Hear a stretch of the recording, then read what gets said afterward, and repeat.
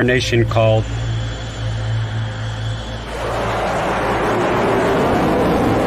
Marines were there to defend her. U.S. officials increasingly worried by the hour. But our enemies now pose an ever-growing threat to America and our way of life. Another U.S. Navy warship now in place tonight off the coast. About 250 Marines. The Marine Corps must be prepared to fight and win. Tonight, Marines around the world proudly celebrate 246 years of defending our great nation.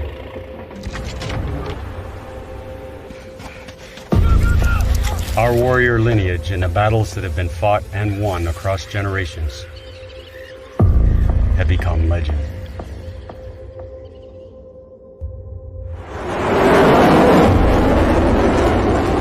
Throughout the centuries, the Marine Corps' relentless pursuit of excellence is unchanged.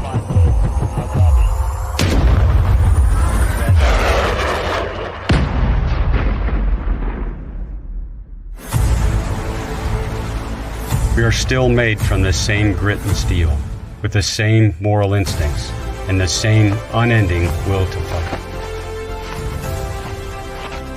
Marines remain physically, mentally, and emotionally tough, forged in the crucible to overcome fear and adversity. In these ways, the Corps and the lifelong faith we place in each other is proudly unchanging.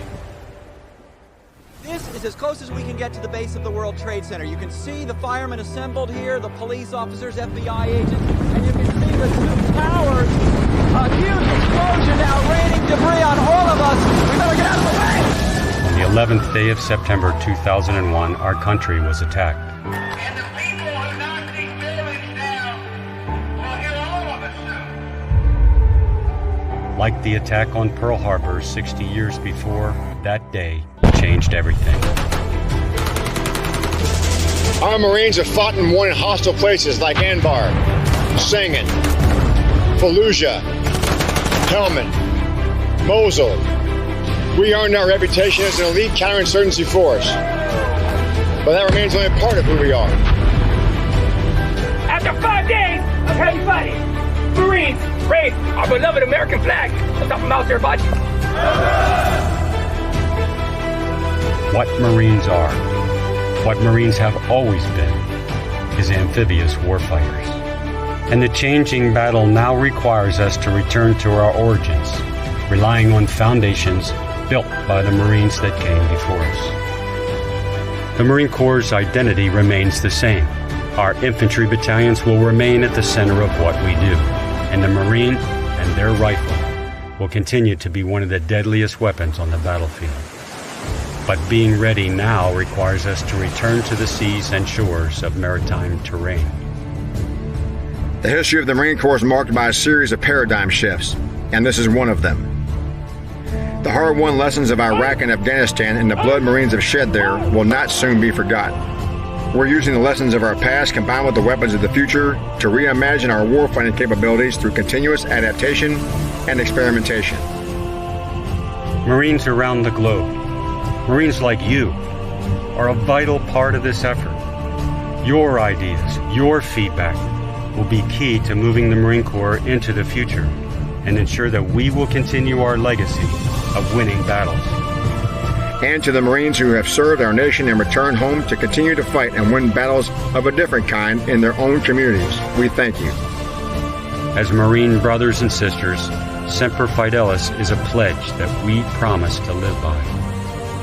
The work of our Marine veterans is a living testament to the faith Marines keep with each other, with our Corps, and with our country. The next generation of Marines may operate differently and in different places than the Marines who wear the Eagle Globe and Anchor today. But they will join a long and proud heritage of Marine fighters who have never turned from a threat, never turned from an enemy. We will always remain most ready when our nation is least ready, because we must protect our shores and we must protect our citizens. It's still going to be the Marines who defend this nation.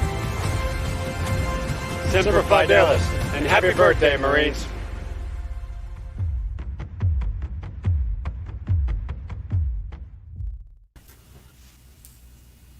Hooray! What's going on, everyone? Hoorah! Wow. Made my sweat. A little chill. Damn. Little Got chills. these Little chills. guys in here. Yeah, right? All right, I think we got everyone on. What's going on, guys? Happy How is birthday. everyone doing on their birthday? Yeah, happy birthday. 246 looks pretty damn good on y'all, I must say. Thank you. I appreciate I it. remember the first one. Yeah, right? I look like I remember the first one. Oh man. Hey, the gray, the gray, makes you look distinct, a little bit of salt and pepper looks good. So, by the way, chat, you guys are awesome. I was watching everyone going crazy during that whole intro. So if you guys don't know, for the Marine Corps, we get issued a Marine Corps message every single birthday from the Commandant of the Marine Corps. And that was this year's 246th birthday message. So thank you guys for watching that with us. Now, what I want to do is kind of introduce everyone here. So I will give the floor to y'all. Some of these guys have channels. Some of them are just fans. And but they are all Marines. And so I'll hand the floor going to my left. Y'all's right, I guess. To Brian with Simple Man's Comics. And for chat and everyone watching on the replay or whatnot, everyone who has a channel here, you can find their link in the description below. Give them a follow because not only are they noble, honorable, Marines, they're also some pretty rad comic book collectors and storytellers. So, yeah, I'll go ahead and hand it off to you, Brian. Yeah, well, first of all, I want to appreciate the invite because I always jump at a chance to, one, celebrate with other Marines, and then two, meet other Marines that are also into comics. And I know, and Comic Man Andy and I have known each other for a while now, but I definitely appreciate the invite and always welcome to make new friends. So a little bit about myself. Brian, I have a small YouTube channel, Simple Man's Comics, and Instagram, of course. Marine, long time ago, I guess. Went in 1995, right out of high school. 17, got my awesome boot camp graduation picture like 2 days after I turned 18. I did get the piece of cake for youngest because I was over Marine Corps. Hell yeah. No shit. All right. So that was pretty cool. And then, of course, the drill instructor made me just shove it in my face and eat it real quick. But MOS-wise, I was a 6046, 6047 aviation maintenance administration. So, yes, I was a pogue, but I enjoyed out shooting Marine Security Forces Battalion every time at the rifle range and just pissing them off. Ooh, I want to take you on now. But and then proud Marine Corps veteran, love Marine Corps veteran, and I've done more stuff with the Marine Corps since I've been out, did government contracting, and now I'm civil service employee. So I've worked closely with Marine Corps, done a lot of stuff. Right now I'm do cyber assessments for Navy and Marine Corps aviation as a branch head for that. So in between wars, almost went to Bosnia, but did do a bunch of stuff in the Marine Corps with I was at a CH-46 unit, Frogs, which is now of course V-22s, but we did a lot of DEA missions and stuff like that and some cold weather training in Norway. And of course everyone knows CAX or whatever it's called now. A lot of summers in 29 Palms. Ooh, fuck yeah, man. I was 29, yeah. 29, damn. It's one thing to train out there. It's another thing to be stationed out there for a few years. I hear that. Mm-hmm. But yeah, hey, thank you so much for the intro, man. That is awesome. What an incredible story. And we'll get more into that later on after we go through intros. So, but yeah, thank you for being here. And like you said, it's always good meeting people within the fellowship, not just of Marines, but in comics too. And it really is pretty astounding how many Marines and just veterans have come into the comic book realm. So Frank, why don't you go ahead and coffee and a comic? If you guys want, you can go check out, I've got a video of how Frank and I met on the channel and everything. So, but yeah, I'll go ahead and cool. Oh no, it's a lot of fun to make. So, so I'm known as Frank Castle, also known as the Punisher in the comic book world. People call me Coffee as well. I get that a lot because I think it was between the Punisher and Gun Ho from G.I. Joe with his big EGA on his chest what motivated me to even join the Marine Corps in the first place. So good work on that marketing, guys. It got me. So I was a little older too, like not as old as Brian over here, but went in '97, right out of high school as well. I held a few billets and a few MOSs actually. I was originally a 2311 ammo tech, but only did that for a small amount of time until I switched over to 8531, which I think they changed that number MOS now. I think it's like a 9031 or something I was looking into. But it's a primary marksmanship instructor, so Brian, I definitely want to take you on at the range to see what's up. Spent most of my enlistment overseas for about nearly 3 years, and then came back to the States down in Pendleton, which left me here in California, and I love it out here in California, so I decided to stay. And after many things of trying to figure out what I wanted to do when I grew up, I still don't know 100%, but I'm at 99% sure that I want to be a comic book shop owner, so I opened up coffeeandacomic.com, looking for a storefront currently, and have been operating this for about a year now. And I love it. This community, comic books have been my kind of saving grace in a lot of things, and especially with the last couple of years being pretty emotionally rough. Got some family issues going on. My mother's was diagnosed with lung cancer about 9 months ago, and so we're just kind of pushing forward. And like comics and coffee has definitely been something that's been a mental ease. And I'm loving looking over here to see Max's little side profile at me, just like, hey. I was thinking the same thing, right? Like, hey, like you got like an angel on your shoulder there for you. That doesn't look like an angel. They have you a little branding here on StreamYards. Let's see. I don't know if I can remove it for you, so it's not too. I got you looking over my shoulder. It's cool. But yeah, so that's me. So check out coffeeandacomic.com. Follow my Instagram. I also have a book club that I do once a month, hopefully to get some more on my YouTube channel, Coffee and a Comic. But that's it. Paulo City Comics. What up? All right. Hell yeah. And that's the true, I think, humility of a lot of what the Marine Corps is talking about, Frank. There are going to be rough times, but I think whether it's through coming together as like brothers and sisters in the Marine Corps, or coming together and like just having discussions about comics and like reading like old stories and being like, man, wasn't this excellent when this happened, back in the 80s or 90s or whatever. So yeah, I appreciate you saying that, man. It just reaffirms just how genuine everyone here is. And yeah, if you guys haven't already, you can go buy your like FOC comics, your every week comics, every month comics from Coffee and Comic. So go check him out on his website and on his YouTube channel. And then new to the show, I and a lot of these guys have actually just met with Brian and Andy, and Dave has been showing up in the chat and everything. But Andy, I think you are up next, my man. So go ahead and plug your stuff, introduce yourself, and your Marine Corps career and everything. Yeah.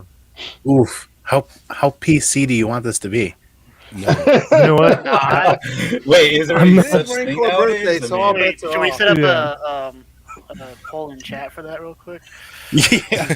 No, thank you, everybody. I'm not here. Go ahead. Oh no, I was just gonna say I'm not monetized, man. So go for it. You can get after it. And after he's done, you never will be. Oh man, Yeah, right. So far it sounds like I'm the baby of the group. I joined in 2000, but much like Coffee and a Comic, Punisher played a massive role in my push to joining the Marine Corps, pulling that Punisher War Journal #1 off the spinner rack in what was 87 or 88, and reading that, going through, and then eventually being introduced to the origin of Frank Castle, where they started going to his Marine Corps origins, and he was a Marine. And are you serious? You can be a vigilante. Like you don't have to be a superhero, but you can still be a badass, and you can still beat the crap out of villains. And I'm like, I really like that. And it made me look into the Marine Corps, and come to find out my dad was a big history buff and had a ton of books on the Army and the Marine Corps through World War II and through the Vietnam War. So I started reading a bunch of that heavily too, along with the comic book. And, much like many other kids, because at that point we're all kids, you get towards the end of high school, you really don't know what you want to do. And I just spent the last 4 years being cooped up inside, and I don't like being cooped up inside. So the Marine Corps it was. And I remember the day the guidance counselor told me I would never amount to anything because I'm joining the military and not going into college. Well, suck it, because I made it. And I'm exactly where I want to be because of that. And I'm the man that I am because of my time in the Marine Corps. But I'll get down in the nitty gritty with you now, and I won't be PC about this. Yeah. My time in the Marine Corps was not a good time. I mean, there's many different good times. Mine's many different bad times. Mine was a difficult to talk about, honestly. And it's a very different side of the coin that most people don't realize when you talk about some of the things that we talk about that are on the table. I went in as an 0331, 240 and a 50 gunner with a special, with a billet of 8152 security forces. So I went off to machine gunner school out in California, which was just amazingly good time, except for the goat paths. And they still consider the Mark 19 man freaking portable, which is retarded. That's insane. Yeah. And went off to Chesapeake Bay for the training out there for security forces, then ended up getting stuck in a naval base for a long time due to stop, loss, stop, gain. When stop, loss, stop, gain happened, my family also hit that Red Cross button, and my father was diagnosed with cancer. Being the last male heir of my family, I was immediately taken back there for that. Lo and behold, that worked out. Went to Lejeune after stop, loss, stop, gain, and hooked up with 2nd Battalion, 8th Marines, 2-8. And they were spinning up for Iraq, and my family hit that Red Cross button again. And that CO, I'll never forgive that CO for this. And I'm going to be honest and right from the heart. That CO made me pick one family or the other. Like in that office, I had to pick one family or the other. We're leaving in a couple of weeks. You can either go to your family home or you can stay with this family here. And I'm like, I don't know what to do. So I picked my family at home because I knew that they were still going to be something I had to return to at some point. Basically went home to spend the next month to 2 months to bury my father. That was tough. But I'll be dead honest. I think I'm still alive today because he died. I think 2-8, if I remember correctly, and the details are fuzzy. I buried the details, and I don't care to read about it. I think they saw some pretty nasty action, either on the outskirts or going into Fallujah or something. I just kind of don't feel like I can read that right now. Still haven't gotten to that point in my life. But I feel like him passing away and me not deploying, I'm still torn on that. I didn't get my chance to deploy with my unit. That was still will forever crush me. But I did get to go home and did get to bury my father, and that was tough in the same fashion. And it's like, I just don't know. I am such a torn individual over that, and I will be for the rest of my life, but I'm still here. And it was one of those things where I got attached to the reserve unit in Grand Rapids, Michigan. I can't even remember it at the time. I can't even remember it right now. I got attached to them, and I had to report to them daily for work, armory work, and all this other stuff. And then I would have to drive my dad to his chemo appointments daily. And this was like the tail end. And this was kind of like a living nightmare. I don't really remember a lot of this. I blocked a lot of this. Like, it's no joke. When you're living a situation like that and you're as young as you are, you just don't know how to cope. Your coping mechanism is to block it. And then you don't talk about it for a long time.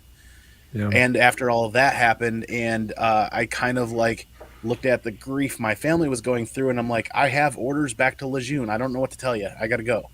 I went back to Lejeune. Unit's gone. They are not allowing me to reconnect with the unit. They can't send me out. Okay, what's next? Well, we're going to attach you to 8th Marine Regiment, and you're going to be the mail clerk. All right. I think I spent 3 months living in the bottom of a bottle and basically going to the chow hall and drinking and sorting mail and sending it out. And when my contract came back to renew, I was so bitter and so burnt. I didn't know what to do except for go home and try to mend my fences back there. And it's just, absolutely love the person that the Marine Corps turned me into, but I will still never be okay with being put into that position and having to make that decision. Did because you join I right out wasn't. of high school too? Yeah, right out of high school. And that's hard because you went through all that as a kid. I mean, I hate to say it, but 18, 19, all that stuff to deal with, it's hard to deal with. I mean, I remember, just being that young and the normal stuff of orders and traveling, then the infantry school to all this other stuff, and not knowing how to deal with the delayed flight in an airport, or just kind of finding your way across. And that's on a low level. Yeah. Deal with the shit that you had to deal with. I can see. I'm still in therapy once a week, and I've been out for 20 years. So I also got a fair bit of help when I got out, and I mean, you're a part of a machine gun team for a reason. I was tighter knit with all of those people, and you guys know that wholeheartedly than I was with my own family. So that decision still tears at me and rips at me every day. And I joined the Marine Corps to make a career out of it and retire from there. That was my plan. That was my long-term plan. So here I am, 23 years old, and not able to continue doing what I imagined to do because of these choices. And you kind of don't know where to go. I ended up in a bottle for months, and those months ran into a year, and I was never diagnosed, and I never sought help for that. It just somehow kind of worked itself out when you reach a bottom of the barrel, when you reach rock bottom and you don't have money, you don't have anywhere to turn, and now you realize I'm 24, 25, and I need to provide a roof over my head, and I can't stay with my mom anymore. She's gone and moved on from her life, and I need to do something. And then now, man. Well, go ahead. You know what I mean? It's just one of those things where it's like I've never had guidance. I've always had to do everything on my own. And if it wasn't for the Marine Corps turning me into the person that I am today, I don't think I ever would have been able to cope. Absolutely. Because even without a father, without guidance, I've been able to find a way. Yeah, that's why it's coffee in a comic and not cocktail in a comic. And he's got a YouTube channel, by the way. And I he's didn't got unload that YouTube hardcore, channel, but if we're not going to be PC and we're going to talk, right? Right. No, yeah, that's the thing is, fuck yeah, man. Like let's just be real. Like, and we are, and you are. I mean, I think just in the past, we've been going for 20 minutes now. That's what this is about. It's about these real stories, these genuine stories of fucking guys who have had to either deal with really good times and really bad times, really shitty times, and kind of what the Marine Corps brings. But I think, first of all, I appreciate you sharing all that, because that shit is heavy. It's hard to carry, but it's better when you're able to talk about it with other people, because obviously 100%. Your CO didn't give a shit. You know what I mean? He obviously had an agenda that he was trying to manage, and I don't know if that was coming down from like higher, or if that was just him trying to weed out, what you were going through. But the fact that you came out on the other side and were able to look back at that and say, this is who I am today because of this. I mean, I don't think many other or women would have that same thought process. So yeah, man, it just speaks to your character, and I appreciate you sharing all that. And yeah, like Brian said, you have a pretty badass YouTube channel as well, and talk about some great comics. And actually, your unboxing the other day, do you still have that Punisher graded comic that you got? That thing is sick. Yeah. I don't know if you got it nearby yet. Because of like what Coffee and a Comic was talking about, I'm knee deep, waist deep. I'm freaking chest deep into a full graded Punisher run of Volume 2 for the CGC Registry collection. And oh God, look what's sitting right back here behind my shoulder. Let's see it. Remember Punisher War Journal #1 when I picked up as a kid that really kind of inspired me? Hey, Comic Man Andy. Yeah, buddy. Gorgeous. 99. Yeah. Oh my God. Wow. Hey, Andy. Here, let me. It being the Marine Corps birthday, you should have said you were chesty puller deep. Right. This is not the exact same book that I pulled off the spinner rack, but I went back and found this many years later, and this is one of only 3 in the world. We'll never let go of this for the personal collection, because this was my introduction into comic books, my introduction to Frank Castle, which led to my introduction to the Marine Corps. Yeah. That's fucking I got the badass, dude. same on that. That's actually one of my grills, so I might have to stop by your house one of these days and just oh, this looks yeah, nice. hey, just let me borrow that for a minute. Yeah, no. Well, awesome. Yeah, like I said, man, thank you for that introduction. I think the transparency here is really what is like at the forefront of what we're all talking about, and like whether you were in for 2 months or like 20 years. I know I thought I was going to be a career Marine when I went in as well. Shit, that didn't happen. I did my deployments and I said, is this really something that I feel like, am I bettering myself? Am I bettering my Marines? Am I bettering the people in these countries? And if I can't answer that with an honest yes, then I don't know if I could be a lifer, especially because, I mean, you guys have already been giving me a hard time about being an officer. But the farther... Not at all. No. The farther... yeah, the farther you get up in rank, the farther away you get away from your young Marines. And I was seeing that even at a captain level. I mean, you have control of a company or a battery. Like for me, artillery was a battery, but you automatically have that disconnect with your young Marines. And I was like, the higher I get up here, it's going to turn into more politics and less Marine Corps. So yeah, all that being said, we have Lady Gravemaster in the house. She just came on. So thank you for being here. I know that the power has been kind of shitty for you, but yeah, I appreciate you coming on, and we'll get to your intro in just a second. But I appreciate her being here just because that way I'm not the only person not showing their face. How you doing, Lady Gravemaster? You still you staying safe over there or what? Yeah, like we ended up we had to pull over because the hail was really bad, and power went out everywhere, so I didn't want to drive on backcountry roads that's already dark when visibility shrinks to like half an inch from your windshield. So we waited, and then I got home, and we had no power, and so now it's back, and I'm not sure if you guys are gonna be able to hear the thunder or the hail in the background, or not. But if you do, I apologize, and if I suddenly cut out, it's not because I don't like any of you. Because my power went out. Give us a minute to change that opinion. No. Andy's gonna say something non-PC, and then Lady Gravemaster is gonna dip out. She's gonna be like, "That's it for me, guys." No, I'm kidding. Yeah, I have no spine. I was never in the Marine Corps, actually. I exactly never right. had to get screamed at constantly. Yeah, for real. You never did pugil sticks, and any of that good shit. But never listened. Never was never in a shop with 32 guys, being the only girl, and they just. For the first 2 days, they're conscious of your existence, and then you just kind of become part of the background. Yeah.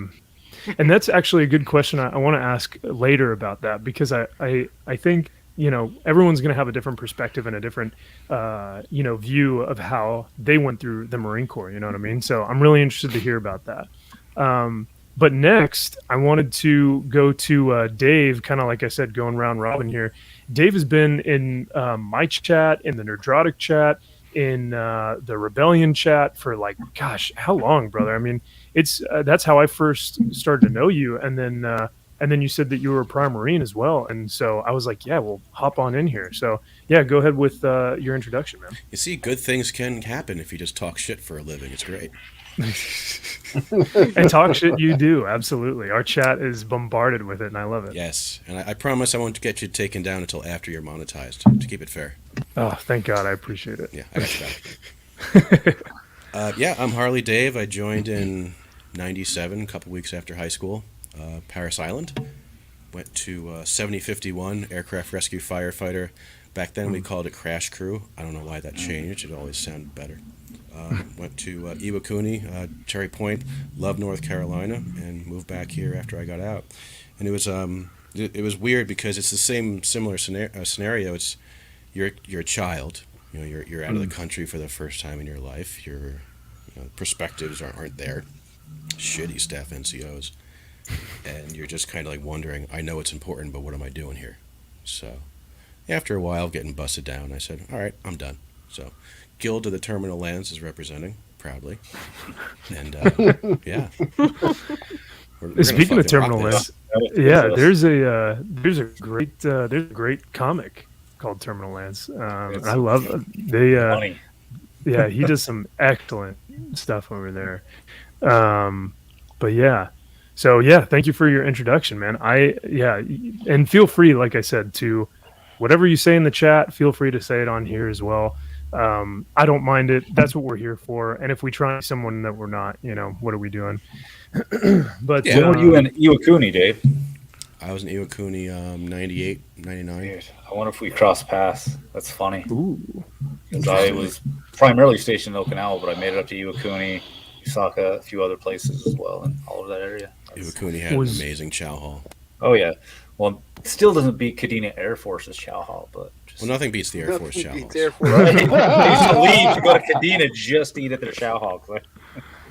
My MOS school was an Air Force base, and no one wanted to leave. It was nuts. Oh shit. Frank, were you doing stuff on the range and the mount training and stuff in Iwakuni? Is that where you were at to do that? I did a little. I didn't start really doing mount until I came back here. So I was doing military operations and urban terrain when I got to Pendleton and went to First MARDIV to get the training to go do that and become an instructor for mount. I started doing PMI stuff in Okinawa, I think around 98-ish after some stuff that I went through. And then I started doing that. So, but we did pull up to do training up in Iwakuni and a few other places too. So, yeah. Yeah, we didn't have a real rifle range, so whatever you got out of boot camp, you were stuck until you got back to Konas. It sucked. All right, so then another no YouTube channel, but a huge fan and one of our favorites in the chat, Corporal Sasser, who we will lovingly call Joe for tonight. So Joe, go ahead. Where were you seeing that? How'd you start your Marine Corps career? All that good stuff. I know Andy said that he thinks he's a baby. I'm pretty sure I've got him beat. I didn't join until 2004. In fact, my first night in boot camp was actually the bloody sock game between the Yankees and the Red Sox. I actually got to see that game before they bust us over to the old Hollywood Marine there in San Diego. What up? And tell you what, I don't care what you guys say about the East Coast. Seeing those planes leave every single day is torture. The sound is torture. No, well, yeah, but because someone else is happy and you're stuck. Yes, that's true. But so yeah, I did boot camp in San Diego, and then I went to MCT. Then from there to schools, I was a 1833 AAV crewman. I am the reason there's a Marine Corps, because if you don't have tracks, you don't have amphibious, and if you don't have amphibious, you might as well be in the Army. I did 2 tours. Should we stop there? I was going to say, Go ahead. Oh, go ahead, brother. No, go ahead. I was just going to say, because I've had some Marines tell me that they're the heart of the Marine Corps, because if you can't talk to anyone, you can't actually get any rounds out. So you would have to talk to some of those comm Marines and see what they have to say about that. But, well, the ammo techs would have a different work. They didn't do their jobs real well. Without the ammo techs, you wouldn't have any bullets to do anything. I'm just saying. You got some knife hands, and that's about as good as you can get. And so, one mind, any weapon, man. That's the new McMap, Marine Corps martial arts. Love it. Grab an A-tool and get to it. Yeah, it's an amalgamation of everything. Yeah. I did 2 tours in Iraq. I actually, my first week in the fleet, I joined a unit that had just gotten back from Fallujah, so that was a lot of hell, because these are battle-hardened veterans, and I'm just this boot, and so I was not loved. Fair enough. Yeah. But I love my time in the Marine Corps. I kind of got out because I was like, I didn't want to do the politics, and then I got into the real world. I don't think there's politics everywhere.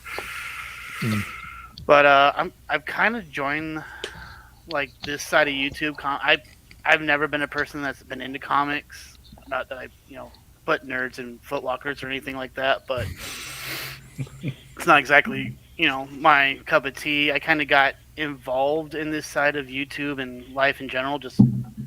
I like movies and I've liked Marvel, and as I've seen stuff go the way it goes in PC culture, I've started to join like the Rebellion, the Resistance, and found Geeks and Gamers, Neurotic, and found all you guys, and just kind of joined that part of it. I'm more adventurous, like I like off-roading, so that's kind of more what I lean to, but I realize that, where we are in life, we kind of need to take the PC culture back, because culture is downstream or is upstream of politics.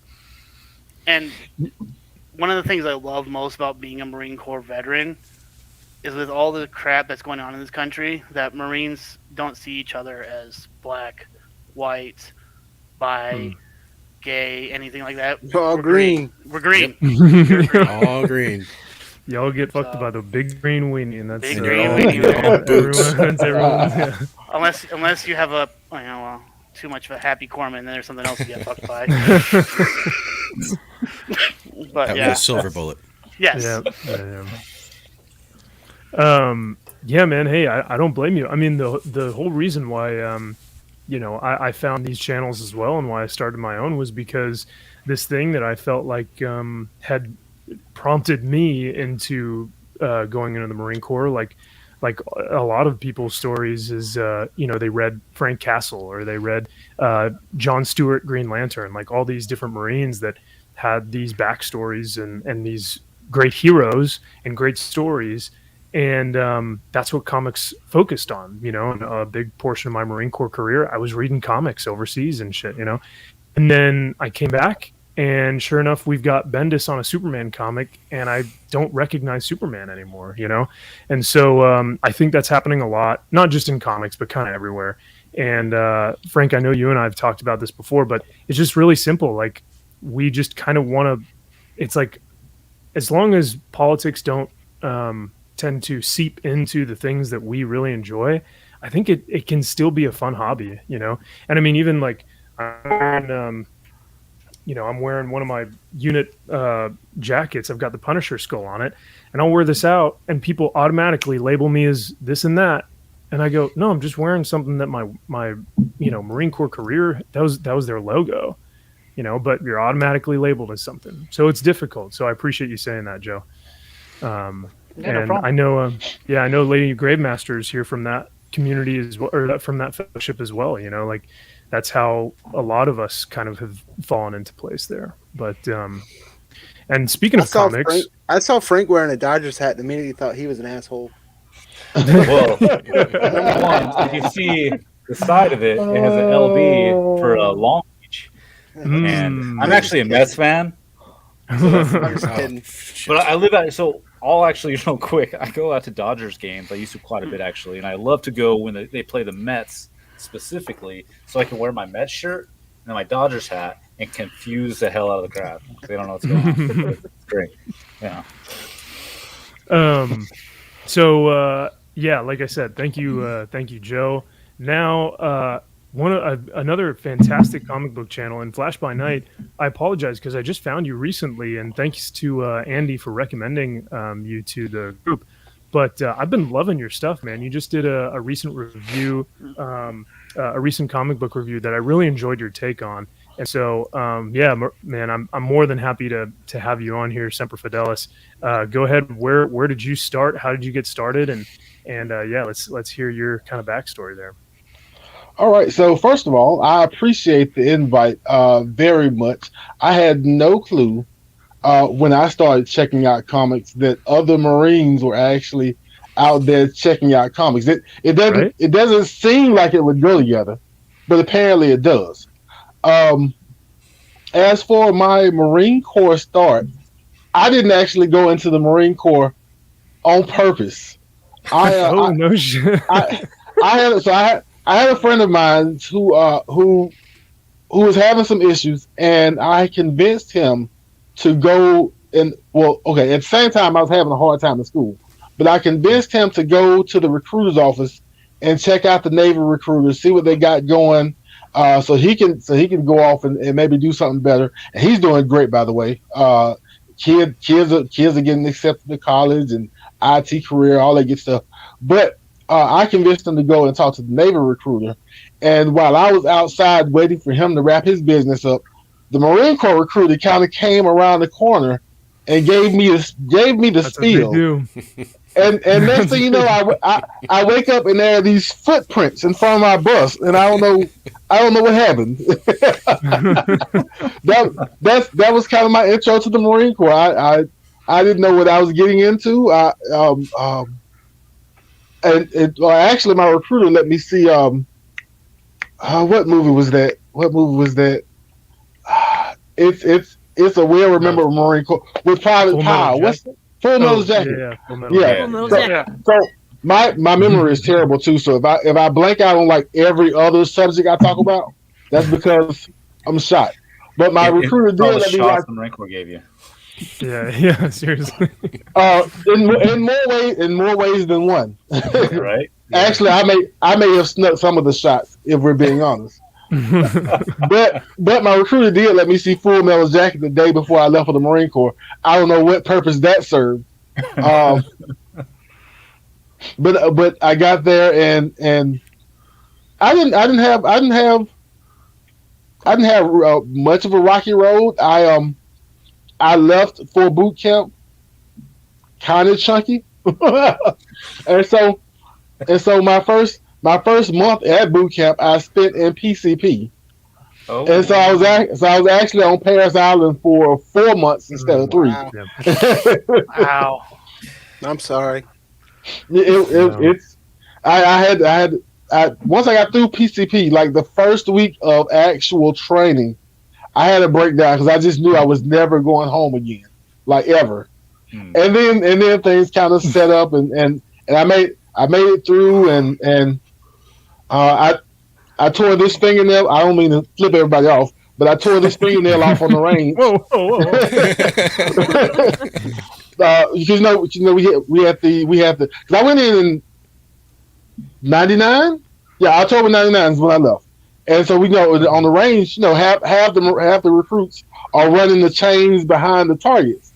And one of the chains grabbed my finger, and fingernail just went. And then I went to sit call, got some peroxide, got it wrapped up, and then my drill instructor made me do push-ups for going to sit call. But I liked him about him. He was funny. He was hard, but he was funny. I liked him. I had to try not to laugh when I was there. But I got out there, went to 29 Palms for a year. Speaking of calm Marines, I am a radio repairman, or was a radio repairman. Okay. I don't know how good I did at it, but I was a radio repairman. And so I was out in 29 Palms for a year in comm school. Went to Vegas twice. Marine Corps Ball Vegas trips, yep. Almost got arrested, and I wasn't even in trouble in Riverside, California once. That was a shootout. A shootout in these.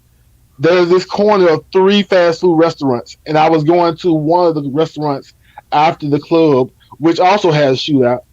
Because I have a penchant for clubs that have shootouts, but I was taco. Where are you going, man? It was a Wendy's, a Taco Bell, and a McDonald's. Now I was in the McDonald's drive-through, and there was a fight and a shooting at the behind the Taco Bell. I don't think anybody actually got shot. I think that was more fighting than anything. But by the time we came around and I paid for my food, we came around the corner, and there were like 8 or 9 police cars, guns drawn, and everything. And me and the guy I was with were like the only 2 people left in the vicinity. Like, hey, I don't know. And so I got handcuffed and sat on the concrete for about 15-20 minutes at 3 a.m. And then the guy let us go because he knew we were Marines. Like, well, y'all could let us go earlier than this. But so that was fun. I spent most of my enlistment. I only did 5 years. I spent most of my enlistment at Camp Lejeune. Say for 4 months, I spent over in Haiti in 2004, right after I got married.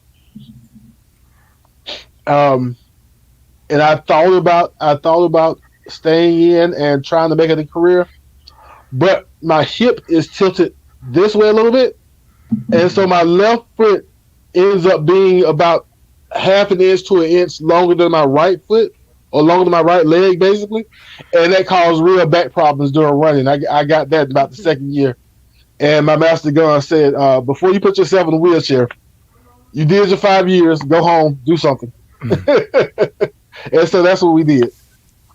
As for comics, when I decided I was going to check out comics, I knew I wanted at least one Marine Corps themed character that I wanted to check out. And since the Punisher was really popular, I thought I'd veer away from the Punisher. And so the Knight in Flash by Night comes from Moon Knight.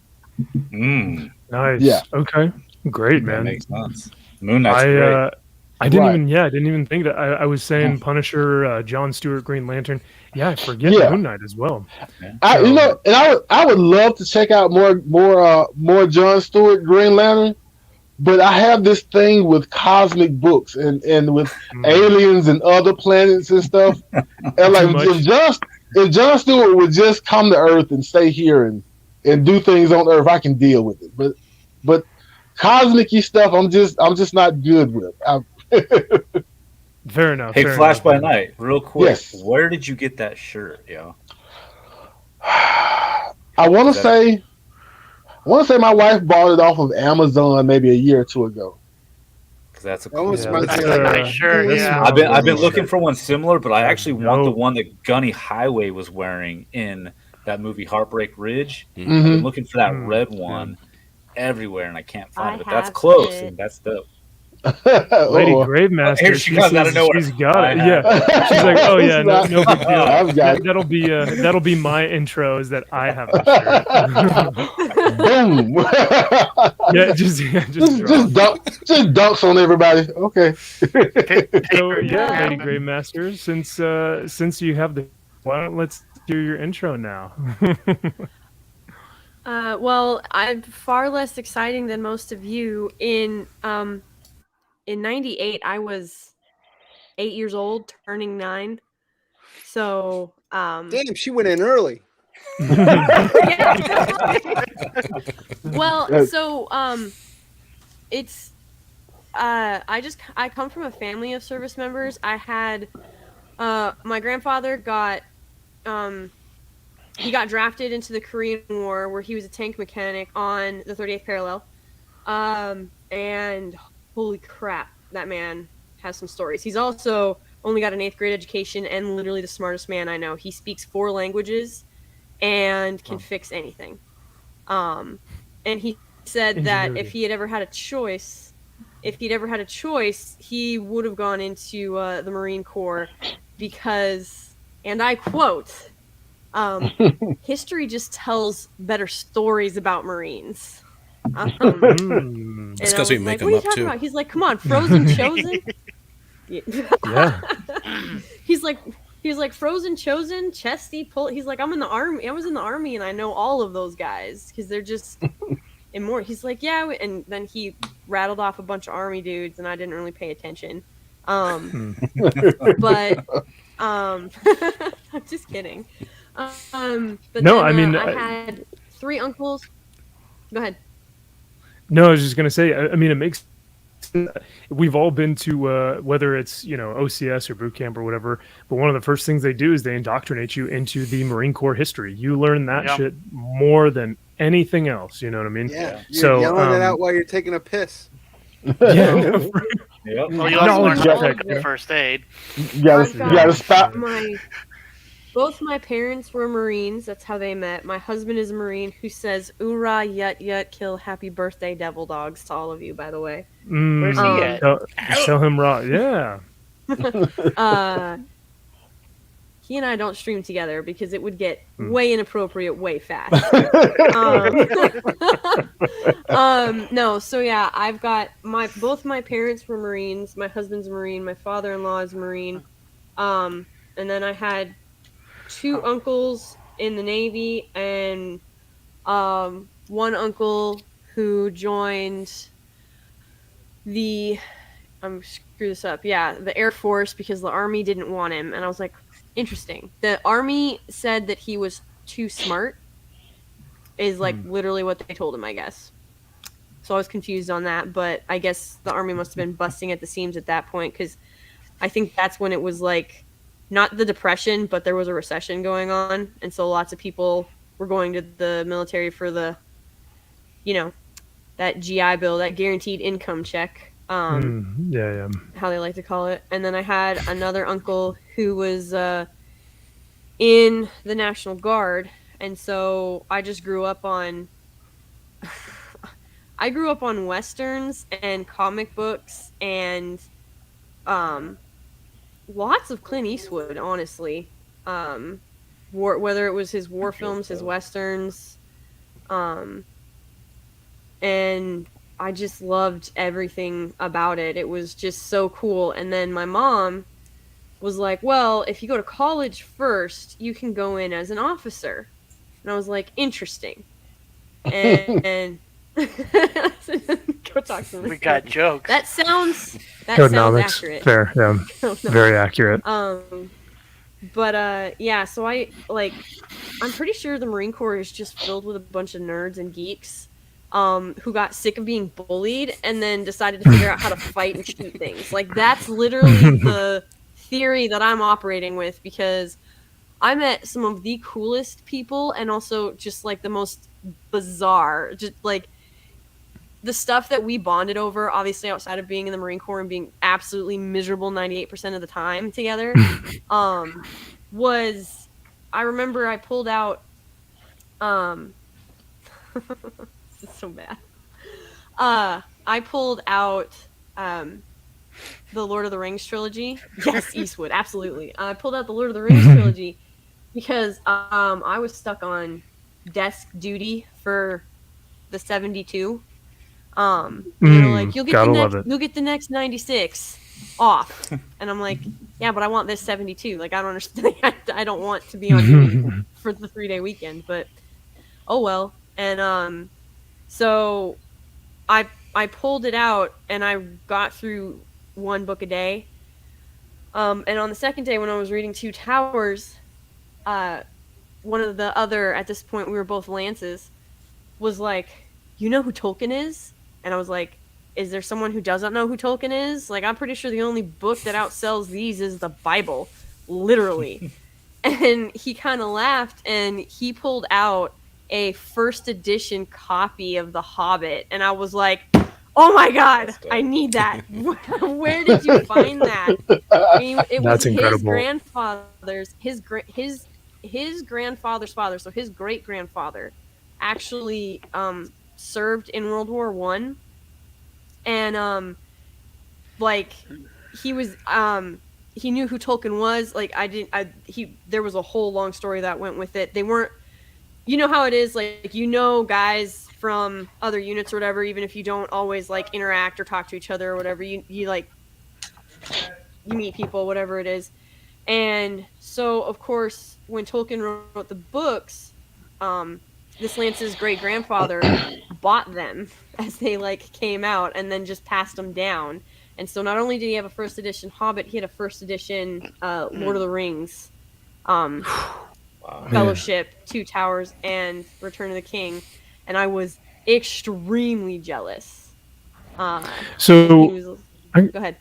I got a quick question though. Does he just carry that shit around with him, or how did he just? He was able to whip that out and he's like, "Well, here's what I have." Yeah, right. He had been waiting for that moment for 5 years. Yes, that's exactly. Somebody is gonna ask, and it is gonna be on. Wrapped in a cloth. It was, oh man, no, this thing, he had it in a hard case protector in his day pack. What? Yeah, he just pulled that sucker out. But I actually got to the Marine Corps a little bit late. I joined right after my 19th birthday, because my mom was like, you should go in as an officer. And then I went to college, and school's always been really easy for me. I always found it a blessing, but also just insane how easy school came for me.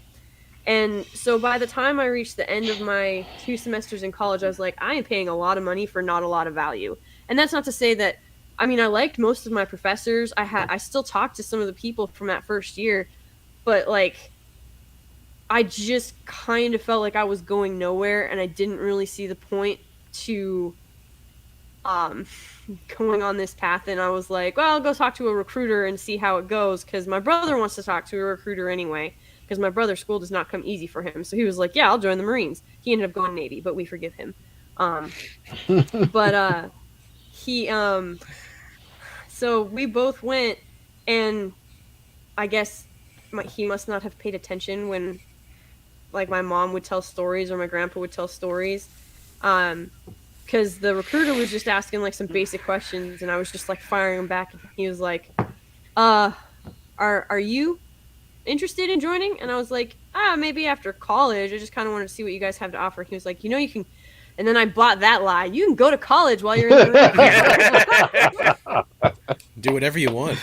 I did that for like a month. That's how they get you. Like, That's oh how they wait, get no, you. you're getting deployed.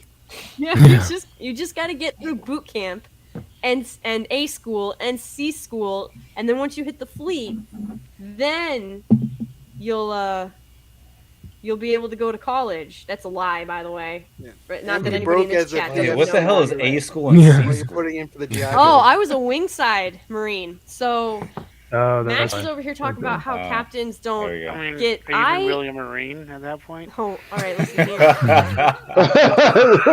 It's like, calm down now. I'll put you ahead of reservists, I guess. Let's All not right, talk remember about that next time reservists you need right air now. support for anything. Oh. Yeah, no. Yeah, so, everyone's job is like the most important, right? Like, Right. Well, it's like, we'll have my that job- debate, you know. yeah, no. My job was just to keep the pilots alive. I was aviation life support systems and oxygen. So like, I think I'm one of 3 MOSs in the Marine Corps where my job is not to kill people; it's to keep someone alive. I think it's corpsmen and us and chaplain who are not whose whole MOS isn't focused on blowing up the enemy. It's keeping people alive. You know, you saying it like that, I never realized that was like, that was 90% of my entire career was to train Marines on how to shoot and kill, and that was it. Like, I never. Yep. Thanks for making me I mean, feel My even whole worse about thing was myself. to make sure. You should My, party hey, without someone's Artie. gotta do it. Yeah, our man. I'm sorry, but our man Roller knows how it goes because as an artillery officer, I mean, there's really no. We can take out grid squares if we really want to. So That's what you call a kiss ass right there. I'm just Can saying. take out friendlies, bombs too. bombs get dropped from planes. Just saying. artillery Right. can actually call in air support if they want to as well. So Yeah, but y'all never one of want my- to. true, because we want to shoot our cannons. I mean, how could you not Yeah, want to?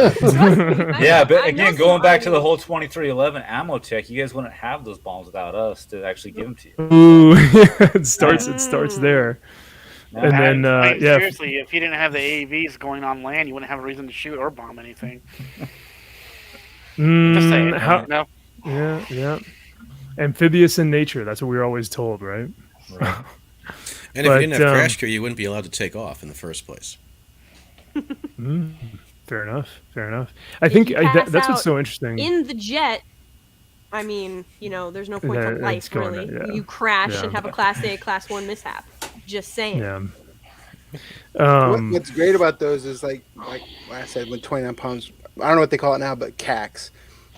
All these MOSs that are sitting in this screen here right now, when they all come together for those giant exercises, and you see it all form into just one big, massive battle or exercise, and it all forms. It's just cool as shit to see. Yeah. Those regimental exercises, right, Brian? Yep. The what were those called? The ITX. That would be like a month long, and you'd just be gone. Yeah. And shit.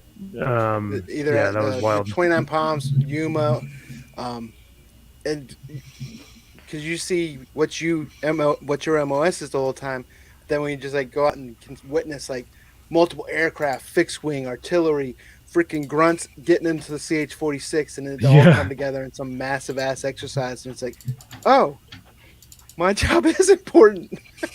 Grunts are the bane of my existence.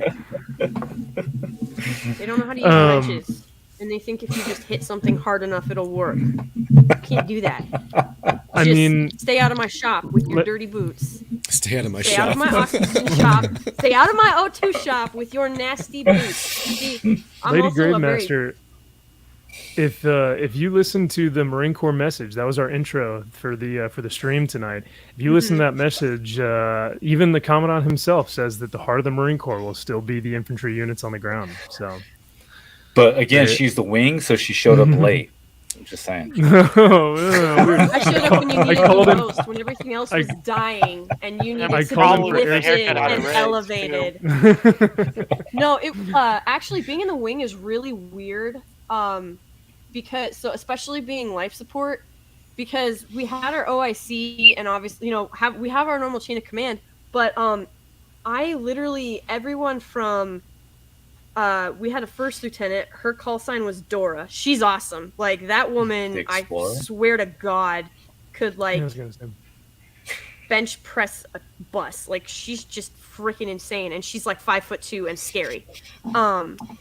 But like the wing is interesting because on average I saw like 16 officers a day. Most of them were captains, some of them were majors, and of course we've got our lieutenant colonel, who was our CO. His call sign was Knuckles, because they called him Knuckle Dragger. But my favorite was my old XO. His name, and I kid thee not, was Major Bush, and his call sign was Cockin. Because why not? It's weird because you do have to love it. It's so weird because when like the ground officers would come visit, they wouldn't know what to do because these captains are just like chilling and talking to us, lance corporals and corporals, and they're like, I actually when I had a ground major in my shop, like just looking at, we were doing Jehemix visors and helmets for the F-35, like we were doing all of that equipment. And I was actually helping, like, millimeter by millimeter grind that stuff down. And he was in my office, and he was like, did she just tell you that you can't wear your G-suit that way? And he's like, well, yeah, but it's her job, and she actually can tell me, like, she can tell me that I can't wear it this way because it's technically her equipment. They just fit it to me. And I was like, I didn't say anything, but it felt really good because I wasn't going to talk back to a major, but I wanted to.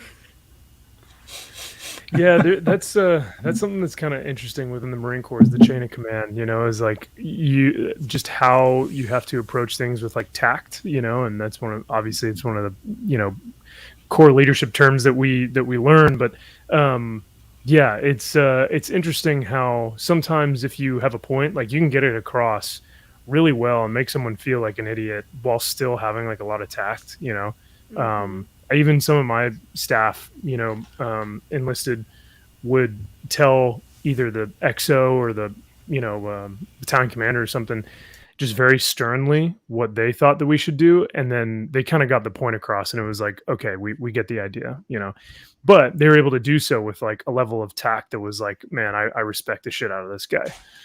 So pretty interesting, as opposed to, maybe just going off on them, which I have seen as well. And those are fantastic, really funny times as well. When you see someone just go off. Well, I think that covers our introductions, and we are now an hour into the stream with introductions. So I'll just kind of open it up to you guys. And one of the first questions that I wanted to ask everyone now, because I have everyone here, and like, of course, like I said earlier, thank you all for being here, because this was something really special that I wanted to do for not just for the Marine Corps, but for like this fellowship here on YouTube. But so yeah, first of all, thank you guys for being here. It's super rad to have everyone. And then chat, by the way, if I haven't gotten to you guys on chat, I'm so sorry. I've just been enthralled by the stories here with the guys on here tonight. So it's been really cool to listen to everyone and hear everyone's side of the story. So chat, yeah, if I haven't gotten to you guys, I apologize, but I'll bring you up on the screen and whatnot, maybe not be able to respond right away. And then Oh, Roller says, wait, did Max introduce himself? I have not introduced myself. I'll do that real quick. So as I said, I went in after college, so I went through the officer route. I went to Quantico to train at OCS. We were there for 3 months to do our initial OCS boot camp. Then we do 6 months of leadership and platoon commander training out in Stafford, Virginia. And then both are right by the FBI base out there.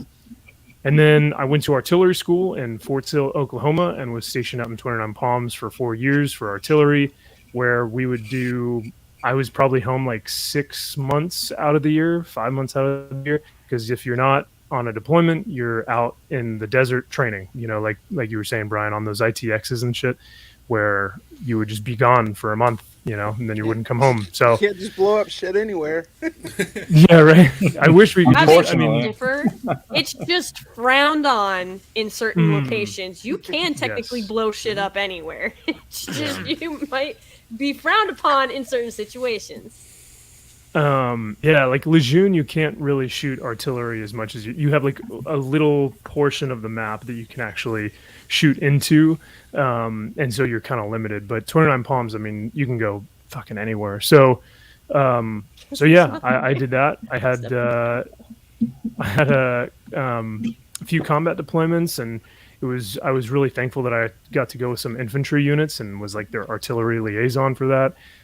So yeah, it was I really appreciated my time there, and like Andy was saying earlier, it definitely made me the man that I am today. Just not just the characteristics that I learned there, but through the men and women that I spoke to in the Marine Corps and just how they influenced me. There's no other place on this earth that I feel like you can get the same experience from. So yeah, the people that I met, the experiences that I had, all the shit that we went through, is why I'm here today. So. But through all of that, which brings me to, I guess, my next question, or kind of where I want to ask you guys and to go from here is, even on my deployments and even through ITXs and missions and desert exercises and all that shit, I found myself I had a tablet with a comic on it, or I had yeah, right. So I was able to have something out there with me. Or I would just bring a trade paperback, because I could just ruin it and I wouldn't need to worry about the condition of the comic. So I just bring my trade and read, in my rack, at 2:00 in the morning or whatever. So, do you guys feel like you found comics through the Marine Corps, before the Marine Corps, after the Marine Corps? And, y'all can just chime in. We don't have to go round robin or anything, but I found myself reading when I was a kid, and then finding the same characteristics and traits in heroes that I did in the Marine Corps, and it was a natural correlation.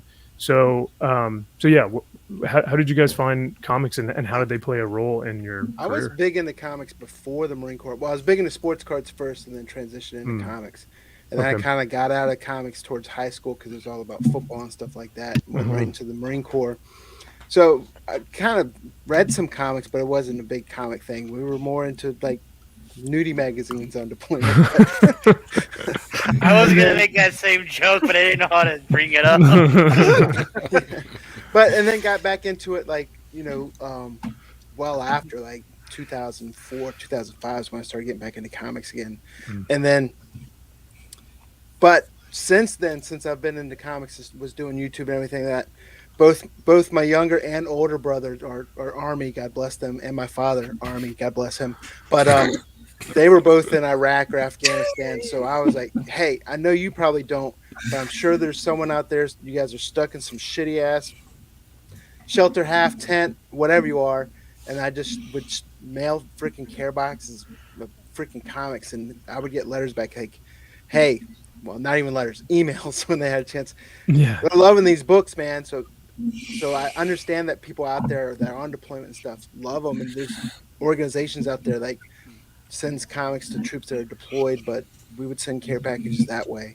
But when I was in the actual Marine Corps, I was kind of like that space of where I wasn't really into comics.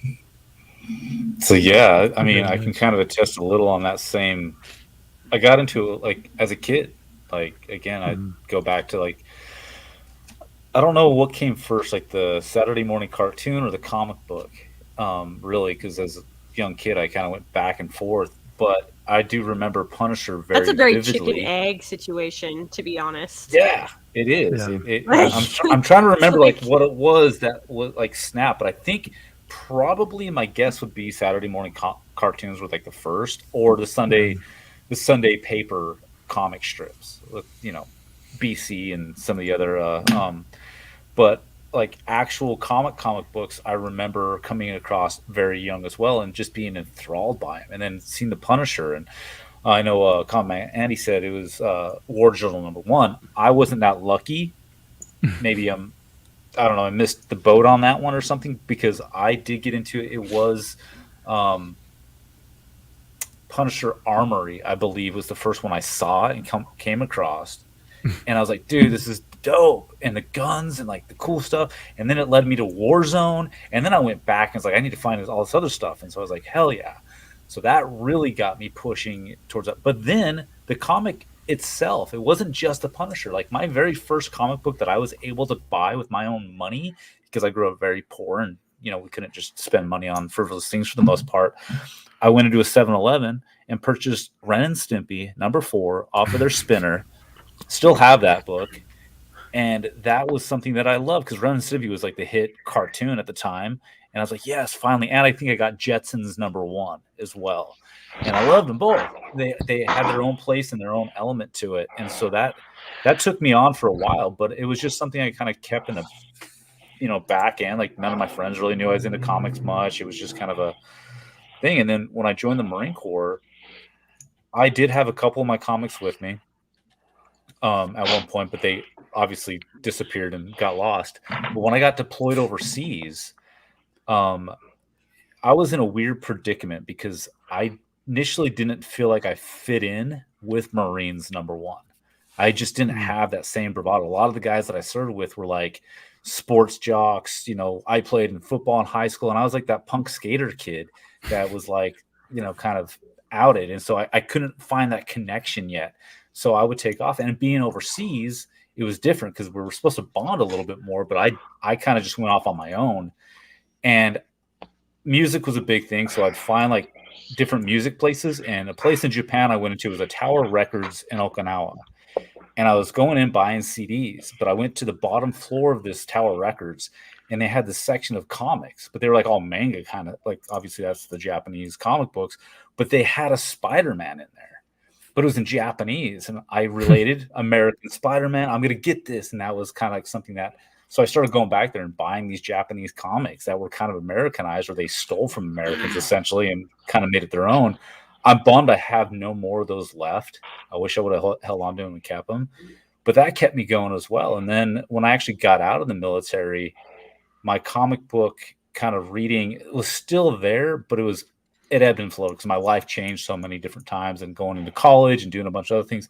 So I didn't keep up with it as much as I wanted to until maybe about 7 or 8 years ago, when I felt at a place that I could start because I've been trying to collect the entire NAM and entire Punisher series completely. And that's when I started like focusing more on my collection and trying to do that. And then in the last 3 years, that's when I decided to open up my shop and got my business license and got my contracts with Lunar and Diamond and did all that. And now I'm highly in debt and trying to make it happen, but it's going to go.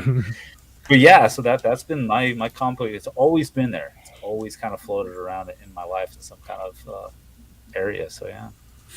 And I know, Coffee, you've got, so you and I have the December 5 Tales of the Marine Corps, a couple issues.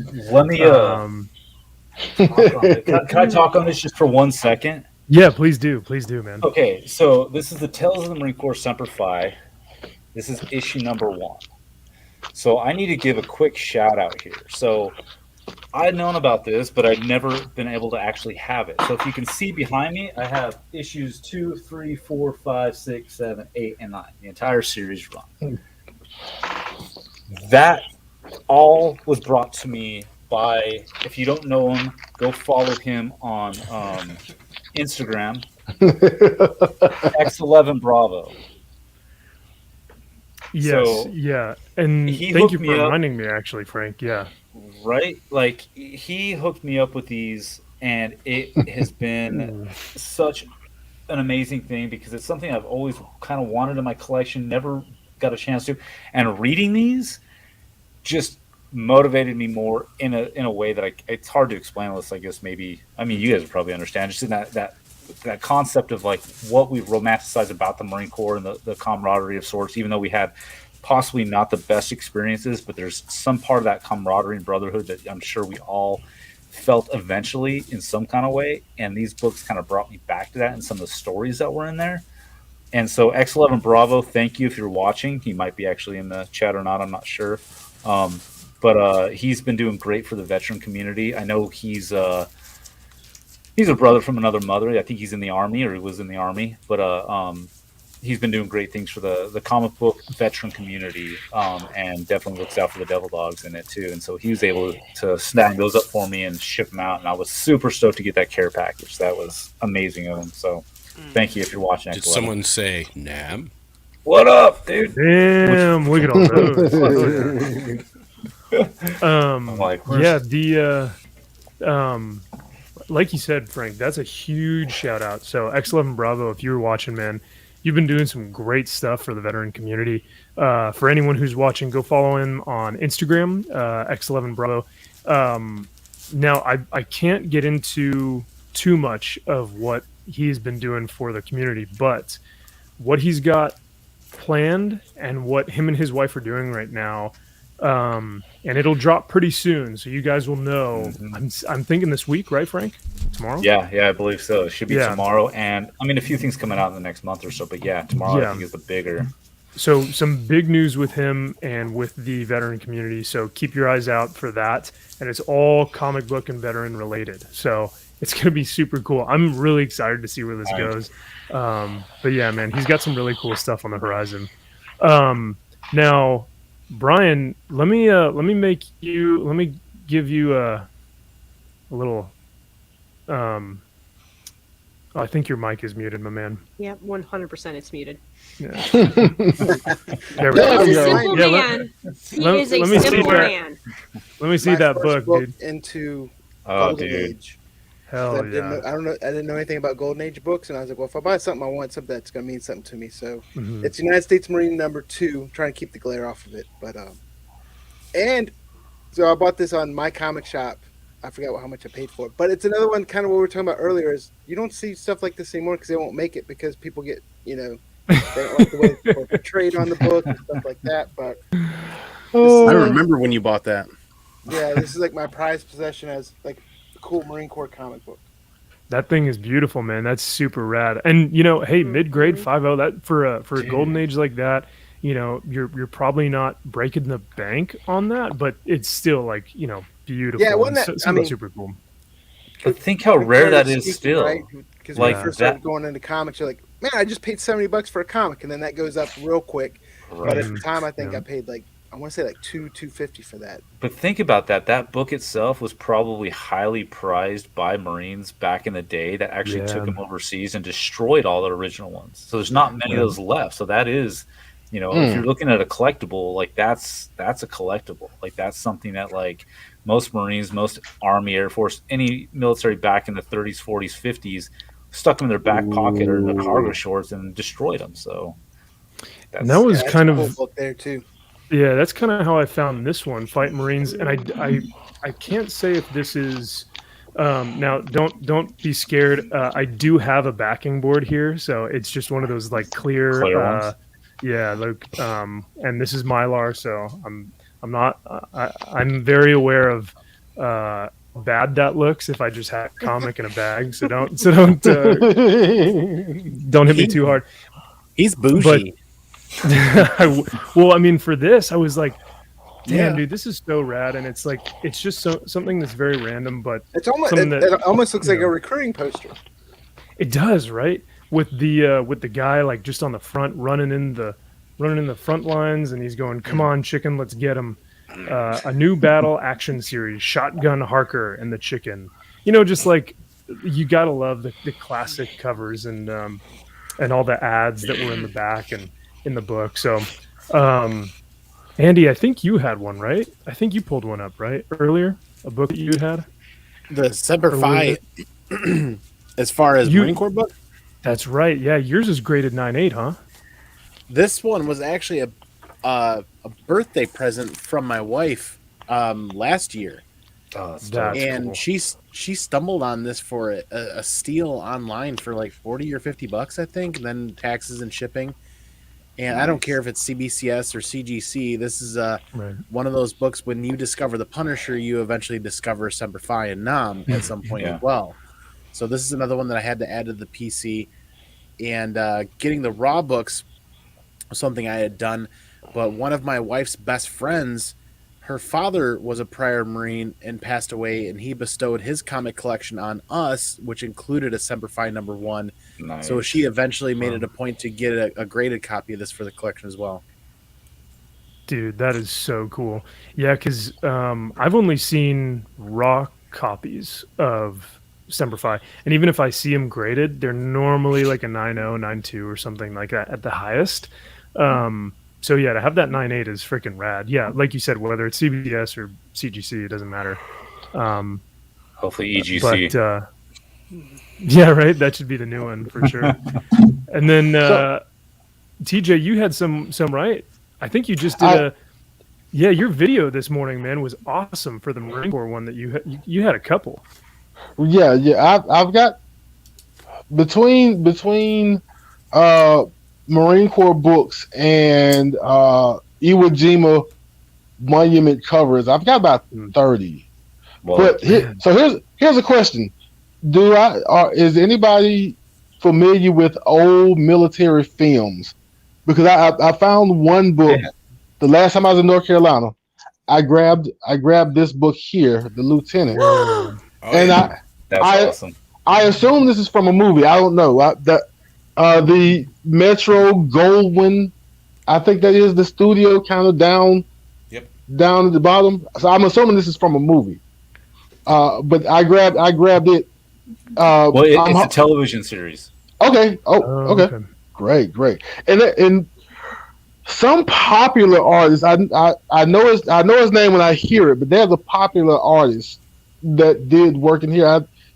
Let me see if I can look it up and find it. You're looking at just real quick on the Lieutenant TV series. The reason why I know the Lieutenant TV series is because I'm a giant fan of Star Trek, and Star Trek was created by Gene Roddenberry, and Lieutenant was created by Gene Roddenberry. That's what I was about to say. God. Yeah. Damn, y'all are coming in hot with this knowledge. That is just 1963 to 1964, the Lieutenant, Gene Roddenberry creation. One of my uncle's absolute favorites, actually.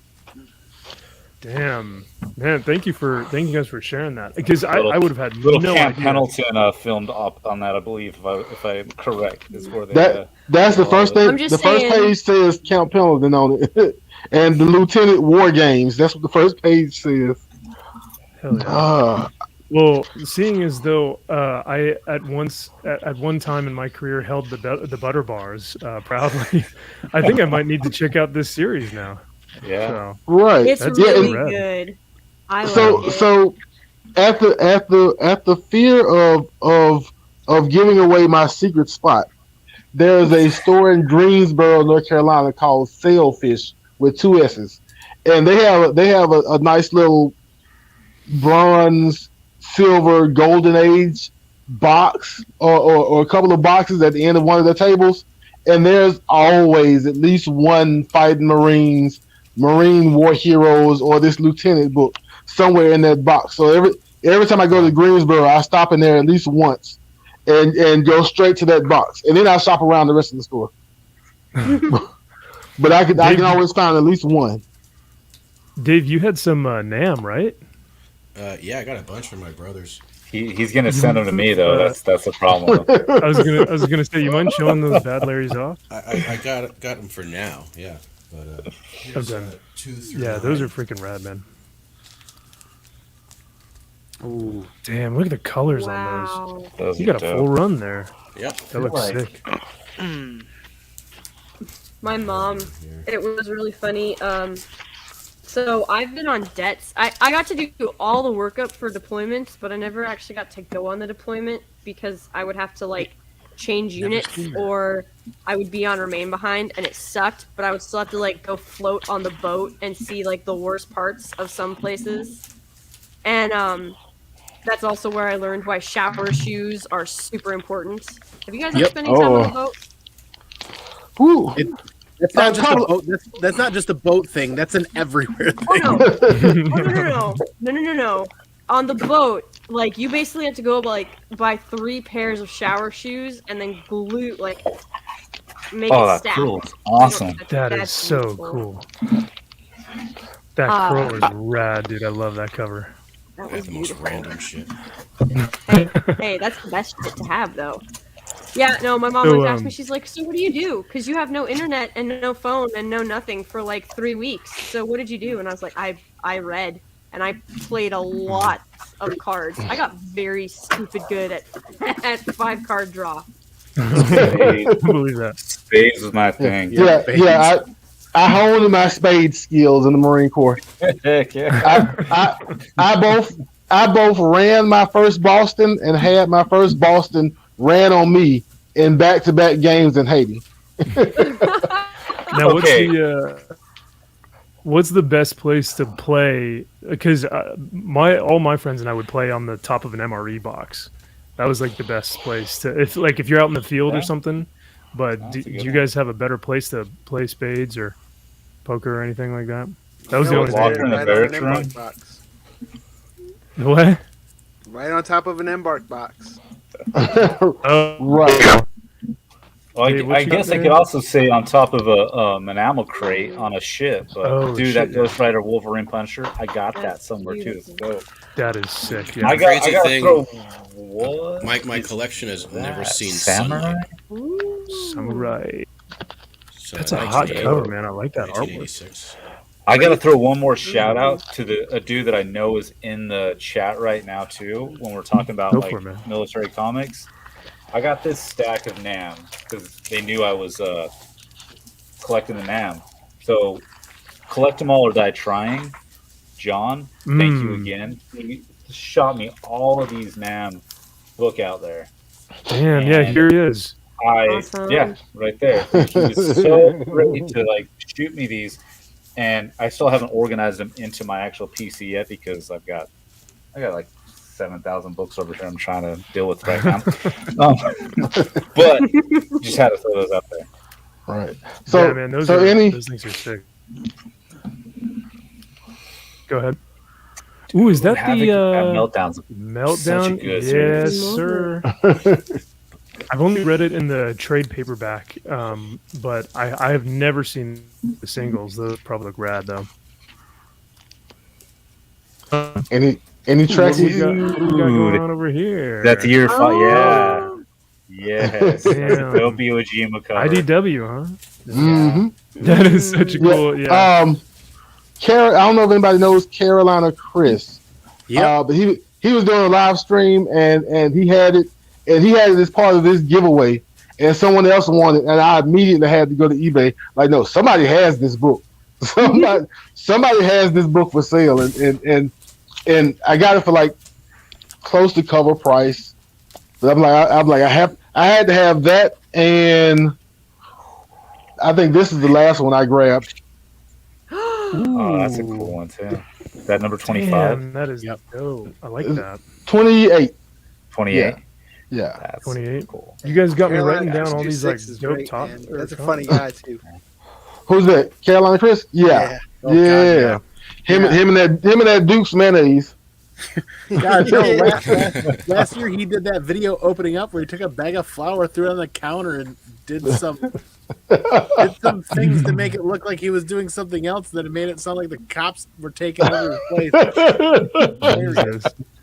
He's a funny. I met him. Not to veer too far off subject, but I met him at Frankie's Comics in Apex, North Carolina, because Clayton Crane was having a signing there, and they hadn't even had a physical shop yet. We had the signing at the storefront that's going to be their shop whenever they open up, and this was like a year ago. But they hadn't actually opened since. But I went up there, and I went to the address that was on their website. And by the time I got to the addresses on their website, there was no comic book store in the shopping center. And so I asked someone about the address, and it was the UPS store. And so I went to ask the guy in the UPS store, this may sound crazy, but I'm looking for a comic shop, and it has your address. And he just happened to know who it was, and that it was down the street. I'm like, okay, great. And I met Caroline, Chris, and a couple of other guys out there for the first time. Did you meet Kevin Fields at least? Frankie's Comics. I'm pretty sure I met Kevin. He's good people too. Yeah, and I've bought, I want to say 2 or 3 exclusives from Frankie's since then. I do repeat business with them. They're good. They had a Moon Knight, the Black Moon Knight Delano books. I bought, and they came. Maybe like a few weeks before they shipped. They showed us on the Facebook page where a lot of them were damaged. They're like, we're not sending those out. And so they went and got some more and sent us clean copies. And I'm like, and I appreciated that kind of service. Like, if something's wrong, if something's wrong and you can't control it, just tell me and we'll deal with it, or I'll live with it. But they were kind of clean with it and made sure we got good copies. And so they get my repeat business. Yeah, Kevin takes care of people. He tries to be as transparent as possible. And one thing is, like, some of his exclusives will go like super high in the secondary market. Right. If he finds that he has some copies, he doesn't price gouge the secondary market. He sells it, or he'll give them away, do like a giveaway, just because he doesn't want people, thinking that, hey, I held these back, or he truly just might have come across some extra copies. So he never sells secondary market prices. He truly thinks of himself as a retailer. Okay. That's pretty good. That's good people. It's a tough thing to do. Yeah, that's awesome. That's why I've avoided trying to get into the whole like exclusive variants right now with my shop, because I don't want to get caught up in that yet. Right. Well, it was, Frank, I'm sure for you too, it was brutal because some stuff or distribution with like what you're doing. I mean, you don't even know if you're going to get a comic that's going to come back that you can sell. And a lot of those distribution issues were some of those ratio variants. Whether it was like the whole back cover is like turned in, or there's just spine ticks all the way down. So yeah, you kind of run the risk, unfortunately, but. Yeah. Well, I mean, I gotta say, like, some of the distributors are still pretty good about actually like taking back or damages or taking care of some of them, but there's some that, it's a whole other topic for another time. So wait, here. Hold on. I recognize that cover. That's dope. Yeah. Somebody got gutted. You got something? Or two people got gutted. It's one of my favorite Punisher covers. Are you kidding me? Like a fish. That's so rad. Yeah. That's cool. Oh, that's a classic, man. Yeah, that Infinity Gauntlet one is excellent. I remember having that one as a kid and not even thinking anything of it, and then sure enough, movie comes out. But well, I don't want to take too much of y'all's time. I know it's getting late, especially on the East. About an hour and a half into the stream, so I don't work tomorrow. We turn into a spine ticks or what? Wait, I was gonna say we can keep going if you guys want to. I was going to. We haven't talked about the second death of Superman yet. Well, you guys haven't figured out who's paying for the next round yet either. Ooh. Challenge coin. Dang. Ooh. Wait, hang on. I mean, who's paying for the next round? I've got their upstairs, actually. I don't have a camera. That's not a fair fight. I could have one from like the Ton Tavern. I still can't show it. I'm with you there, Sasser. I have a question for you guys that are going to stick around. Yeah, go for it, man. So someone that doesn't have comics is not really into it. For you guys that are really into comics, who in comics is the best representation of a Marine when it comes to like comic books and comic book characters? That's a 1990 hard Wolverine. question to ask because as Marines, we're all different. And we all have different psychology. Like, I want to say the Punisher, Frank Castle, but he's insane. Frank Castle is mentally unstable and insane. Right. So is that all Marines? I don't know. Yeah. You know? It's not. Yeah. And I chose Moon Knight literally. Besides not being Frank Castle, I chose Moon Knight because he was literally insane. So I don't know if that's right either. Yeah, you could say Berserker. Right? I would have And honestly. Berserker, I'd have to say either Wolverine or Hawkman. Does he know he booted himself from his own stream? Yeah, maybe. So we also kind of look towards like Clint Eastwood and John Wayne. I mean, they're not comic book characters, but I mean, John Wayne, hands down, is probably the quintessential Marine. I don't know. I take Eastwood over Wayne any day, but Heartbreak Ridge. yeah. What up? I picked Cole Hauser as Rip from Yellowstone. Sands of Iwo Jima. I mean, that's like Marine Corps. Sorry about that, guys. Did I lose you for a sec? No, you dropped we lost you. We lost you. Yeah, Go to the O Club, dude. We're here in the E Club. Yeah, exactly. The E Club. Hey, what did y'all say? You guys were gonna have to lead me to my right land nav destination with the stream. Someone go get LTs. Lost again. Just follow the lights of the nicer town hall. I'm back. Don't worry. Yeah.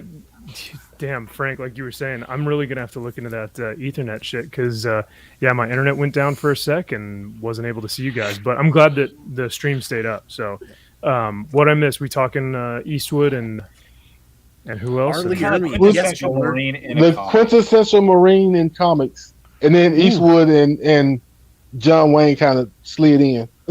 Okay. That's my fault. They split it to the DMs.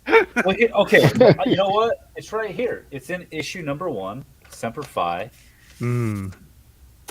What was the family's name again? Story, was it the Whitakers? I think it was the Whitakers. I don't know why I want to say W. I'm so horrible with remembering names.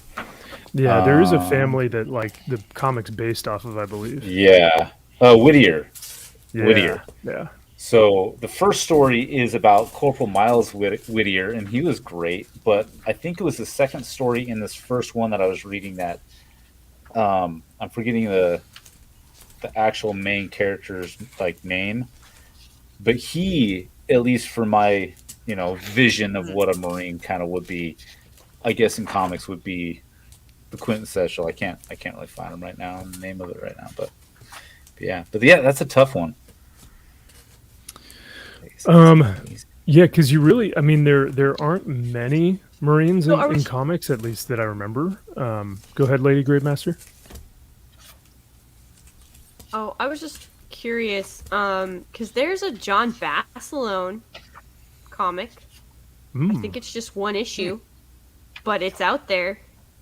And he's one of the greats. I know because I saw it. Mm-hmm. So I guess if we had to pick a quintessential Marine in comics, John Basilone would pretty well nail that one. Yeah, I mean, it was done right. Yeah, okay, I was going to say. Characters aren't based on real people, but are just fantasy Marines. Like the creators and vision of a Marine, who got it the closest or the best. Why? Oh.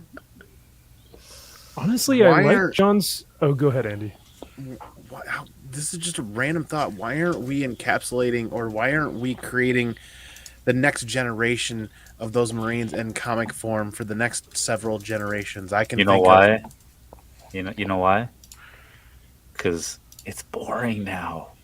Chesty Puller was amazing. No. Now we're behind a desk pushing a button and dropping bombs. I'm talking about those heroes from the late '90s to 8, 9, 10, Enduring Freedom, Operation Freedom. Why? Yeah, I was just gonna say what comic and Andy was saying. Like, yeah, you got the Operation Enduring Freedom, or Iraqi freedom. You got people, Medal of Honor winners there that you could like get their stories out. I kind think of a some thing. of it's a generational thing. I think those will be written. I think we're that generation that's going to eventually write them. I think when we get older and we're like sitting around retired and we want to just put our experiences down on paper, it'll happen. I think that's coming. I think that's going to be the next wave for sure. And then, the Marines at that time will then be looking back, like we look back and we remember from like Marine Corps history, learning about Basilone, learning about Poole, learning about all those guys that motivated us. Because I'm even sure that the Marines that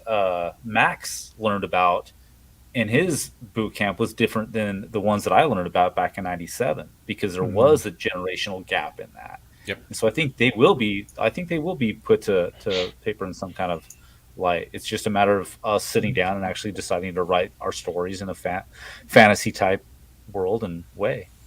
Rebellion Comics, let's go. Well, it's also, What up? Yeah, right? Good. It's gonna have to be, it's gonna have to be a lot of either crowdfunded or self-published work. So I have a few friends. So my 1 year, my 2-semester stint in college prior to the Marine Corps was at a liberal arts college. It was a private Lutheran school, and I'm Catholic, so that was already a trip. But it was then also a liberal arts college. But so a lot of my friends went into like creative writing and oh gosh, they're all gonna kill me because they're not all creative writers. I just lumped them all together.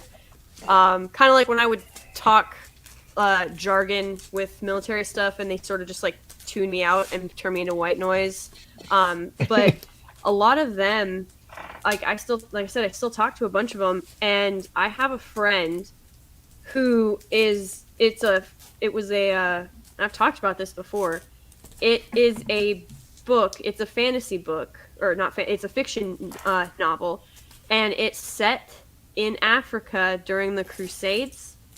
And it's about this guy who is the leader of his village who is trying to travel to Rome to petition the Pope for help because they're being massacred down there without any assistance. Like the Crusaders are displacing all of these people, and they're coming to Africa, and they're like massacring tribes and villages and people and stuff like that.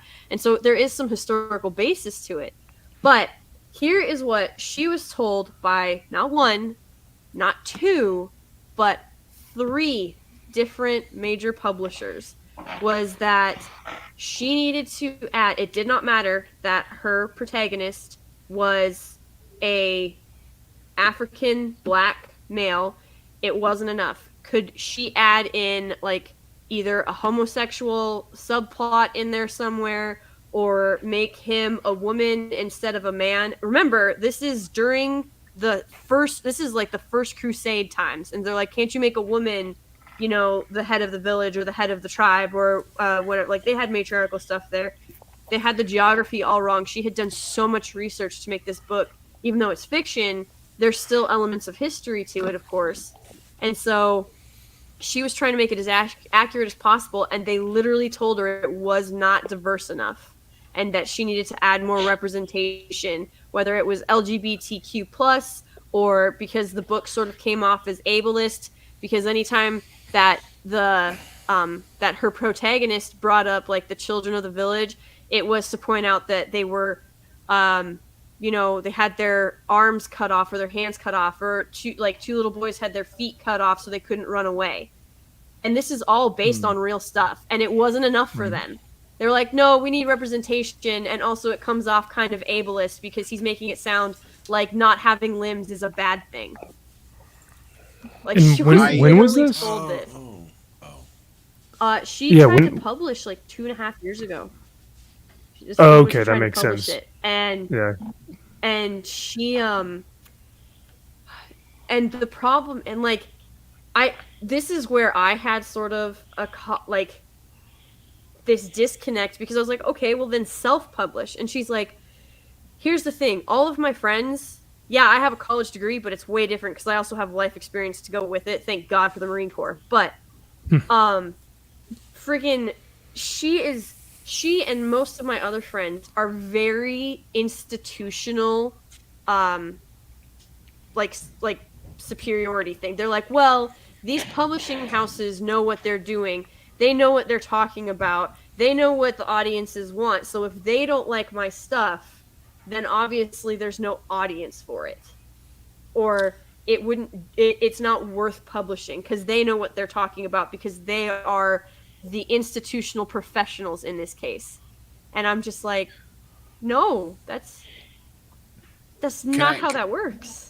Can I share a retort with that as well? Like I appreciate everything that you said, and I know I've heard that story from other people as well. The Kickstarter area of comic books is bountiful. It's growing. It's big. Like there's an audience for everything, and that audience is finding out that they can do indie Kickstarters, they can do indie campaigns, they can do Indiegogo, they can do all this other stuff. We're not limited to these publishers or producers anymore.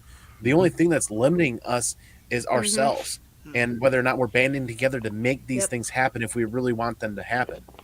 And to kind of piggyback on what Common Man Andy's saying, like as a shop owner myself, I look for writers that are creating their own so I can bring in and sell their books. I have a section that I'm trying to build of just independent, I don't mean independent like Image Comics, IDW. I mean just independent, like is my neighbor writing a comic? You know, I'll put your book up. If there's only 5 prints, that's fine.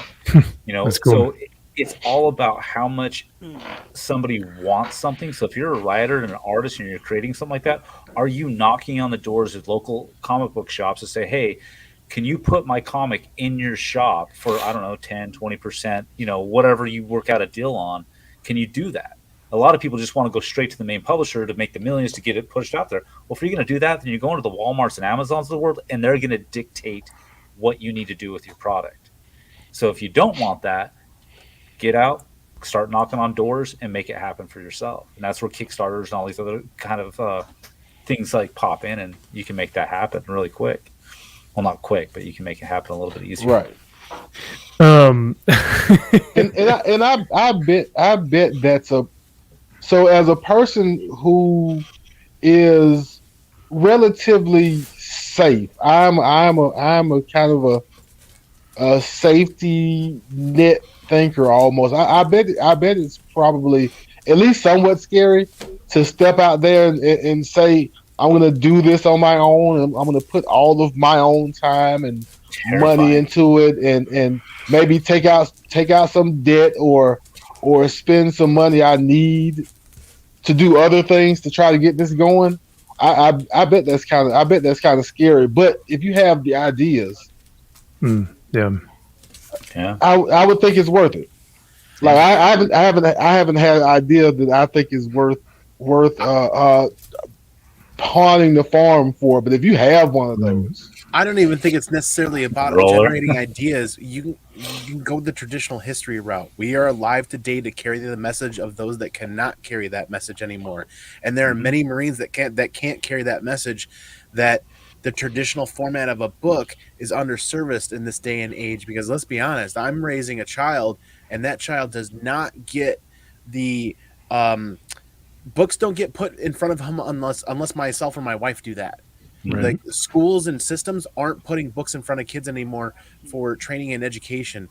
And there are a lot of Marines out there that can't carry the message, and we're here to do that.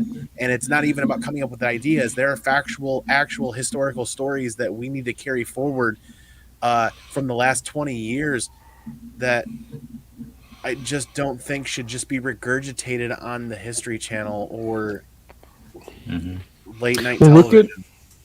Look at so Frank, you brought up a little while ago how some of the Marines that I was learning about at OCS, like in Quantico and stuff, were probably different from a lot of other people. And it's true, because I remember reading a book called My Men Are My Heroes, and it was by Sergeant Major Castle. I don't know if you guys know Sergeant Major Castle, but he was his tour and his book was all about the 2001 2002 time frame, and it's one of my favorite books to date. It's really good. But My Men Are My Heroes, if you guys want to check it out, go for it. I'm making a note of that now, because never heard Yeah, Sergeant Major Castle or Castle, something like that. And super cool dude and very humble and a great book. But it just kind of takes you through his whole process and that whole time frame. But yeah, I agree with you, Andy. I think some of the stories that have been going on in the past 20 years, we may have to start coming up with, not just in books, but telling our kids about, and I don't have any kids personally, but they're going to want to kind of hear those stories. And comic books are kind of a modern mythology, if you think about it. And it kind of spurs the best in us, right? Like, I know I'll never be Superman. I will know I'm not, Wolverine or something, or Silver Surfer, but those are my top 3 favorite characters. And I can aspire to be like them. Maybe not like Wolverine, because he's kind of an asshole. Well, we need a little bit of an asshole in us to get through this life sometimes. So. But if he cares about you, you're in good hands. He will stick up. Yeah, he will back you no matter what. If he's just don't cross that line in the sand. Don't do it. Don't do it. And by the way, earlier I started laughing. I wasn't laughing at what you guys were saying. I was laughing at the private chat because I don't know if you guys saw, but Lady Gravemaster unfortunately dipped out on us. I think she's having power issues. At least that's what she told me before the stream. So hopefully we didn't say anything that had her want to get taken off the stream. But and then I know who else did we lose? We lost Brian from Simple Man's Comics. So thank you both for coming by, guys. I'm really excited that you were able to come on.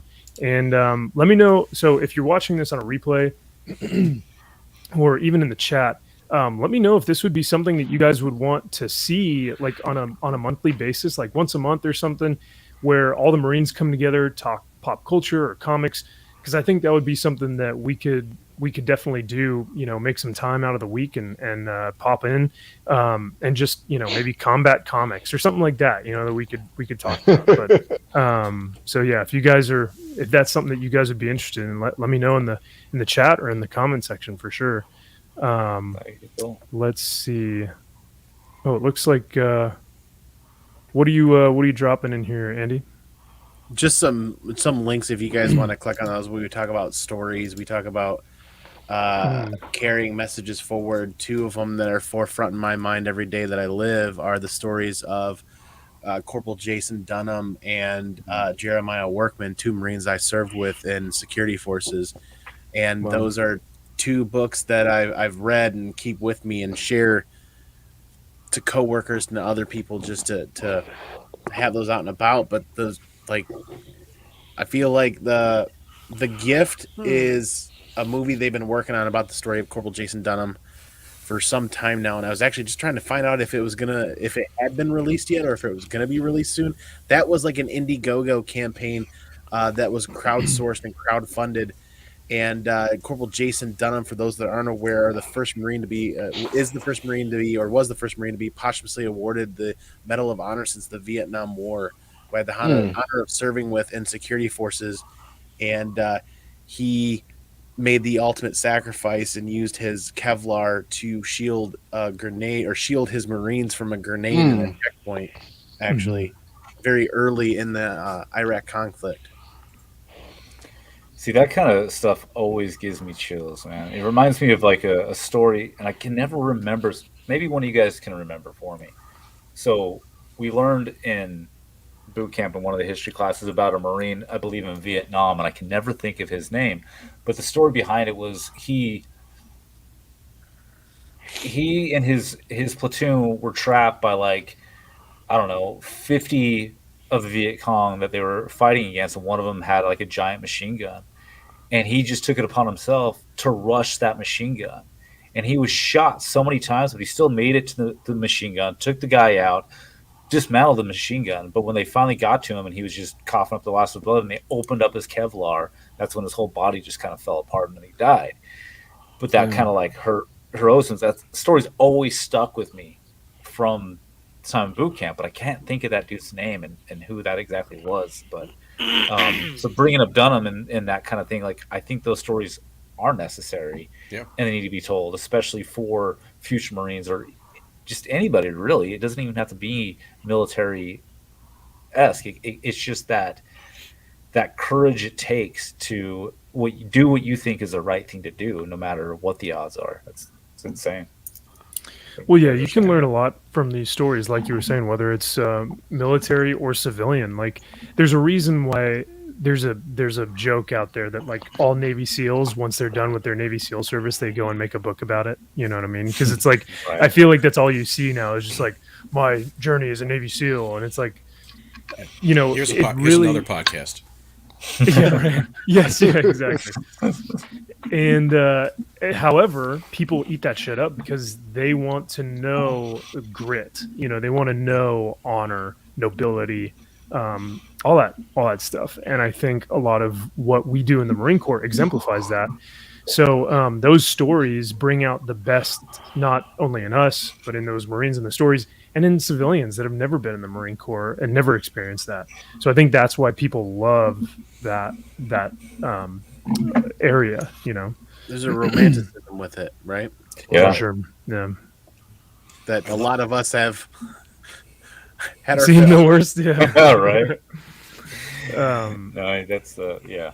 I love the idea of doing, even just private publishing. I mean, now is a perfect opportunity for it, but, having that story go all the way through, following all these heroic times and events and, the backstory of these individuals, letting them know that there's actually a human being. It's not just some, name you saw on a wall. But, I mean, now is a perfect time for this because homeschooling is tripling. Families want the opportunity to tell their kids truth and reality and real history, and TV sucks, movie theater sucks. What do you have? I don't know. Shang-Chi was pretty good. I'm not gonna lie. Shang-Chi and the Tale of the 10 Cock Rings. Yeah, the Shang-Chi was super, and that's another thing is like, it's no matter what it is, every movie now I feel like has to be like this, like it has to save lives, right? And it's like I don't know if right, and I don't know if like every movie needs to do that. Like I think it would be fun to just have an 80s like action beat 'em up film that you don't really have to think about. It's like hour and a half long, and you just get some action hero or something and tell a fun story. But I feel like so many of the movies that are coming out now, it's like their main thing that they push is like, well, this story is never done before, like, and it's gonna save lives, and it's the first superhero ever. Yeah, like the first of its kind, and it's like, dude, we've been doing this for years, like, and it's I don't know, I don't get the marketing ploy for those films. What happened to the diehards and the aliens and yeah. Die Hard's the best Christmas movie ever, by the way. 100% agree with Aliens keeps trying, but I love Aliens, man. I still love Aliens. Yeah, they keep as bad as some of them come. I'll still watch them. No matter what the movie says and who the actors are, and no matter what the story is, when you see that 8-foot black head come out, and then the head come out of the head, and the acid saliva, it's on. The movie might not be great, but you know what's about to happen.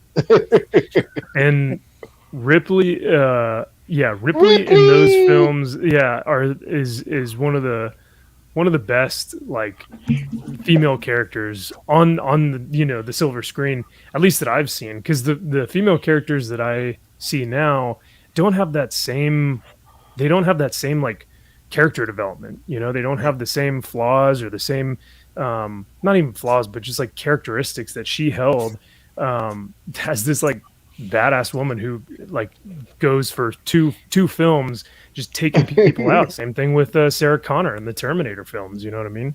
If you're not reading this, you need to stop what you're doing and read the new Alien on Marvel. Though it's Marvel, it's this is number 2. This is the variant. I love this cover. I think I'm still out of all issue 1, but I think I got all 2, 3, 4, 5, 6 going on. But this series, for an Alien series, it reinvigorated my love for Alien, what they did with it. There's some campy little cheesy elements that they throw in there that kind of are cringeworthy, of course. But for the most part, the artist work is really great. it is a horror comic in a good sense of how they've done a lot of it. When you're turning that page, like anticipating that anxiety, what's going to happen next. Like they've done a good job in that series. So if you're not, that's checking it out, that's the Philip Kennedy Johnson one, right? Yes, yeah. I've heard a couple of people who grabbed issue 8 today, and they say that they said that issue 7 and 8, the story is starting off better than 1 through 6. So I've got 2 copies of issue 1 just because I wanted the Gleason cover, and the look at this cover, issue 8, yo. Oh, you got is that the one with the with the old lady in the chair and with the face? Yeah. And I think was it 7 that had the alien coming through the cornfield? And I'm like, what are y'all? An alien coming through the corn? Like, what do you do? Yeah, it's you just start praying. It's coming through the cornfield. I'm like, what is this alien doing here? You're like, wait, I thought you guys were just exclusively in space. What the hell are y'all doing down here? In the field of dreams. Yep. Nice. Hey, are any of y'all reading Sumerian? I was just talking about that yesterday. Dude, Sumerian stuff is so good. Yeah. I just because they've been doing they're taking the Robert E. Howard novels from like the 30s, and they are now putting them into like comic book form in all the Conan, in all his Conan glory, and it's pretty freaking rad. Yeah, yep, that's another good one. Yeah, and so I haven't got them, but they've had some nice homage covers too. Oh yeah. Yeah. What's that? Whoa, that cover is wild, man. Is that Voyager? Yep. That's dope. What the heck?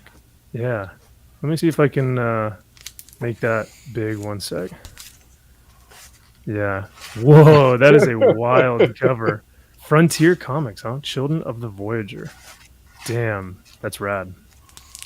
Yeah, there's so many out there that like I've never even heard of, or like like I just found out about like Source Point Press this year. I found out about Phantom Graphics, the one that Red Room is being published by right now.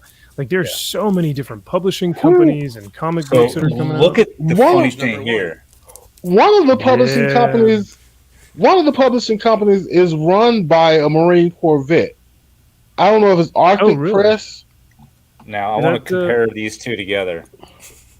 Those are so good. Those are rad. Right? You got Sumerian on a Blaze, and then you got Marvel Comics on Amazing Fantasy with Wolverine. Like, I do actually really like those covers though. Those are really pretty cool.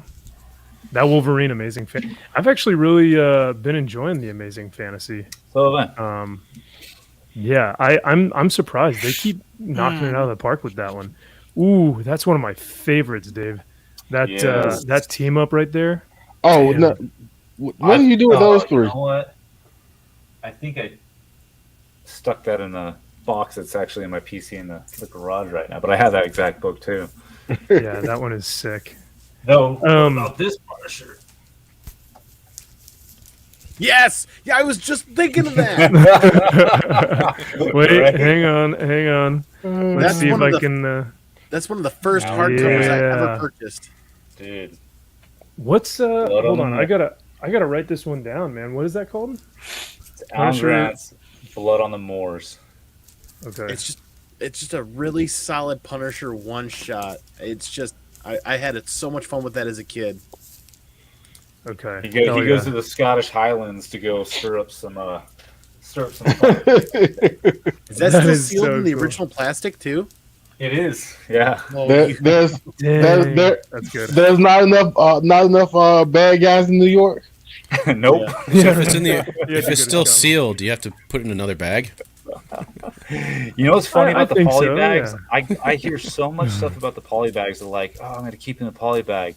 But when it comes down to it, you should actually take it out of the poly bag to keep it more safe, because the poly bag will actually damage the book itself. So it's kind of weird, but For some Guess people, depends on though, the I type of think, collector you are.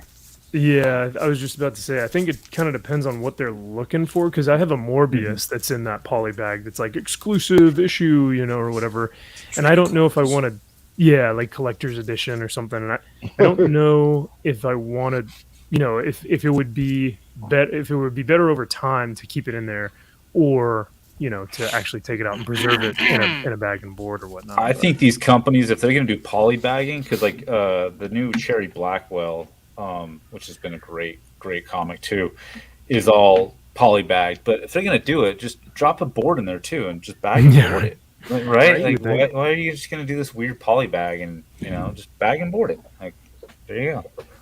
Have any of you heard of Puma Blues? Ooh, no, I have not. No. When did that come out? Don't know. Is that the distributor, or I mean, not the distributor, the publisher? No, Puma Blues, or is that the Aardvark International? Weird. I know Aardvark. Yeah. These are old. I mean, it's probably early 80s. But like was gonna amazing covers. Yeah, those are beautiful, man. The colors on that is really rad. Yeah. So I'm looking at the time, and I think we're at 2 hours now, and I think let's go 3. Yo, another. I know, yeah, exactly. I got like 8 more beers. Come on, let's go. You come over and help me organize all my comics right now, then. Yeah, for real. So, oh damn! Look at that. On second thought, got a few that I got still organized. Good night. That looks incredible. That looks like a dream, honestly, man. Where's all the coffee? It's, being drunk. Actually, it's right. I got it in a different, more secure place. I thought you were a serious collector. What's cool is whenever so I remember ordering a book from you, man, and I think actually now I've ordered a couple, but every time you get a book from Frank, he puts in coffee grounds in there for you. So you buy the book and then the coffee's in there. It's really, really rad. So if you guys are coffee fans, is that the flavor of the books? Yeah, it's to give them a little bit of a smell, a spice. I gotcha. That way, if you read them, you can stay awake longer. Well, you could use them as rolling papers, and it's a whole new dynamic of flavor. It's just the best part of waking up is comics in your cup. A good old Folgers adage, yeah. Yes. So what it is essentially is I team up sometimes with different coffee roasters and other people. I'm actually trying to reach out to Black Rifle as well. I want to see if I can do something with them. But that'd be cool. What I do is I normally get the whole beans, grind them up per order so they're freshly ground when I do, and then I stick them in a little sealed bag where I kind of heat the source here so it's all sealed and all good. But then you got a little thank you sticker on the top of it, so it'll go onto it like this. And then I have these little printouts as well that show the actual coffee that is this week. So right now I've got a bunch of dark French roast, and this goes on the label as well, so it tells you what exactly coffee you're getting. But you get a free cup of coffee with every comic purchase. It's kind of the deal of it. All right. How many would be too many to order at once? So it totally set you back around a year. That's got to be labor intensive. It is a little bit, but the thing is it doesn't matter. You know what I mean? It's something that now suddenly I don't know if I got an influx of 300 orders today, then I'd be like, oh shit. Okay. But that would be great because then I can go out and say, hey, I can hire a couple people. Because my goal is to eventually hire a few plays as well. So here's a question. Go for it, man. Frank, do you mind talking shop real quick? No, I don't mind if the other guys don't mind. Okay. How many if a person is ordering, especially FOC, because I have my local store orders in advance of the FOC date, a week or two. Mm-hmm. Yeah. And so sometimes if I hear about a book late or right before FOC, it's too late to order there. How many books can or do you want to keep for one person before shipping? So that for me, I do it on a case by case scenario, right? So Mhm. let's say you wanted X amount of books, and also like for what I try to do as well with people, I try to get them to purchase from me possibly once a month. The reason why I Mhm. say this right now anyway is because then you can actually stack up your books with me to hit Yes. that $75 or more, which then after $75 I offer you free shipping. So you can get free shipping with me over $75. And that gives you the ability to set up a pull list with me, you know, have whatever books you're going to get, and then once that hits that cap, then I send them out to you. Right. I got a lot of people that just order every week anyway, and push it out that way. So it really depends on how you want to work it out. But when it comes to FOC, we do have that like thin line between like, okay, between Friday, Saturday, Sunday, and Monday morning, we need to get the orders finalized for any books that are going to be out. And if you let me know too late, then I might not be able to get it for you unless they have plenty more on stock, which sometimes happens, but you're going to be waiting an extra week for that book. Yeah. But I've pre-ordered like, okay, Something is Killing the Children by David Mack Kabuki. He's dropping his bundle 1 through 5 coming out in January. I put in pre-orders for people a month ago already. So I can order way far in advance as well and can hold them. And I don't have a limit on how many books you can hold with me. My limit is this: 45 days I'll hold your books in your pull list before I put them back into the general pop, unless we talk. And if it hits like 44th day and you're like, hey, can I get another 30 days? If you've been a good customer, yeah, like no biggie. Like, I'm super cool with it. Unless it's a backstock issue that I currently have up on site, I can hold it for you for about 5 days because so, but again, you just need to communicate and talk. And that's really, personally, because I assume when you're saying 45 days to hold before you put it back on the shelf or back in general population. I don't know if that makes the books in prison or not, but I assume that they may not have been paid for, and so they have been and they haven't been.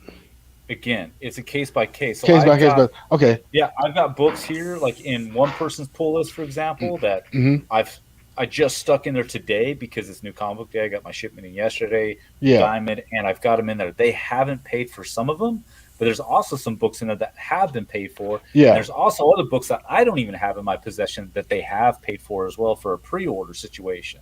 So it's all case by case. It's all depending on certain scenarios, and obviously the hot bigger books too. Sometimes I do require a pre-order on them or half money down at least before I bring in one of those crazy variants, like the Todd McFarlane variants, the 1 in 250 signed.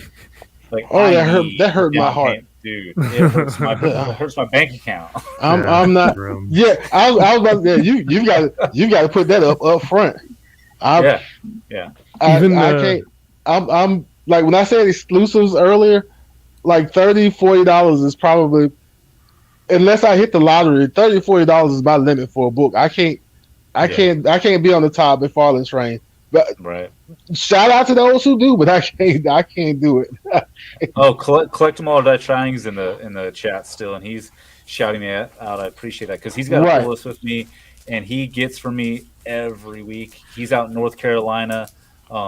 He's a good testament to how I've run the shop with him and has been able to get him his books and what he needs as well. So it's yeah.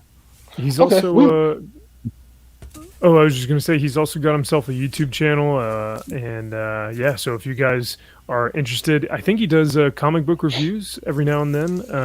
Unboxing reviews with his daughter, which is super right. awesome to see his family unit. Yeah. So it's super cool to watch them do that. Definitely give him or definitely subscribe to him, give him a look on his videos and stuff, which is rad. And I think I already follow Frank on IG, so we can talk offline. But let's do. Yeah, for sure.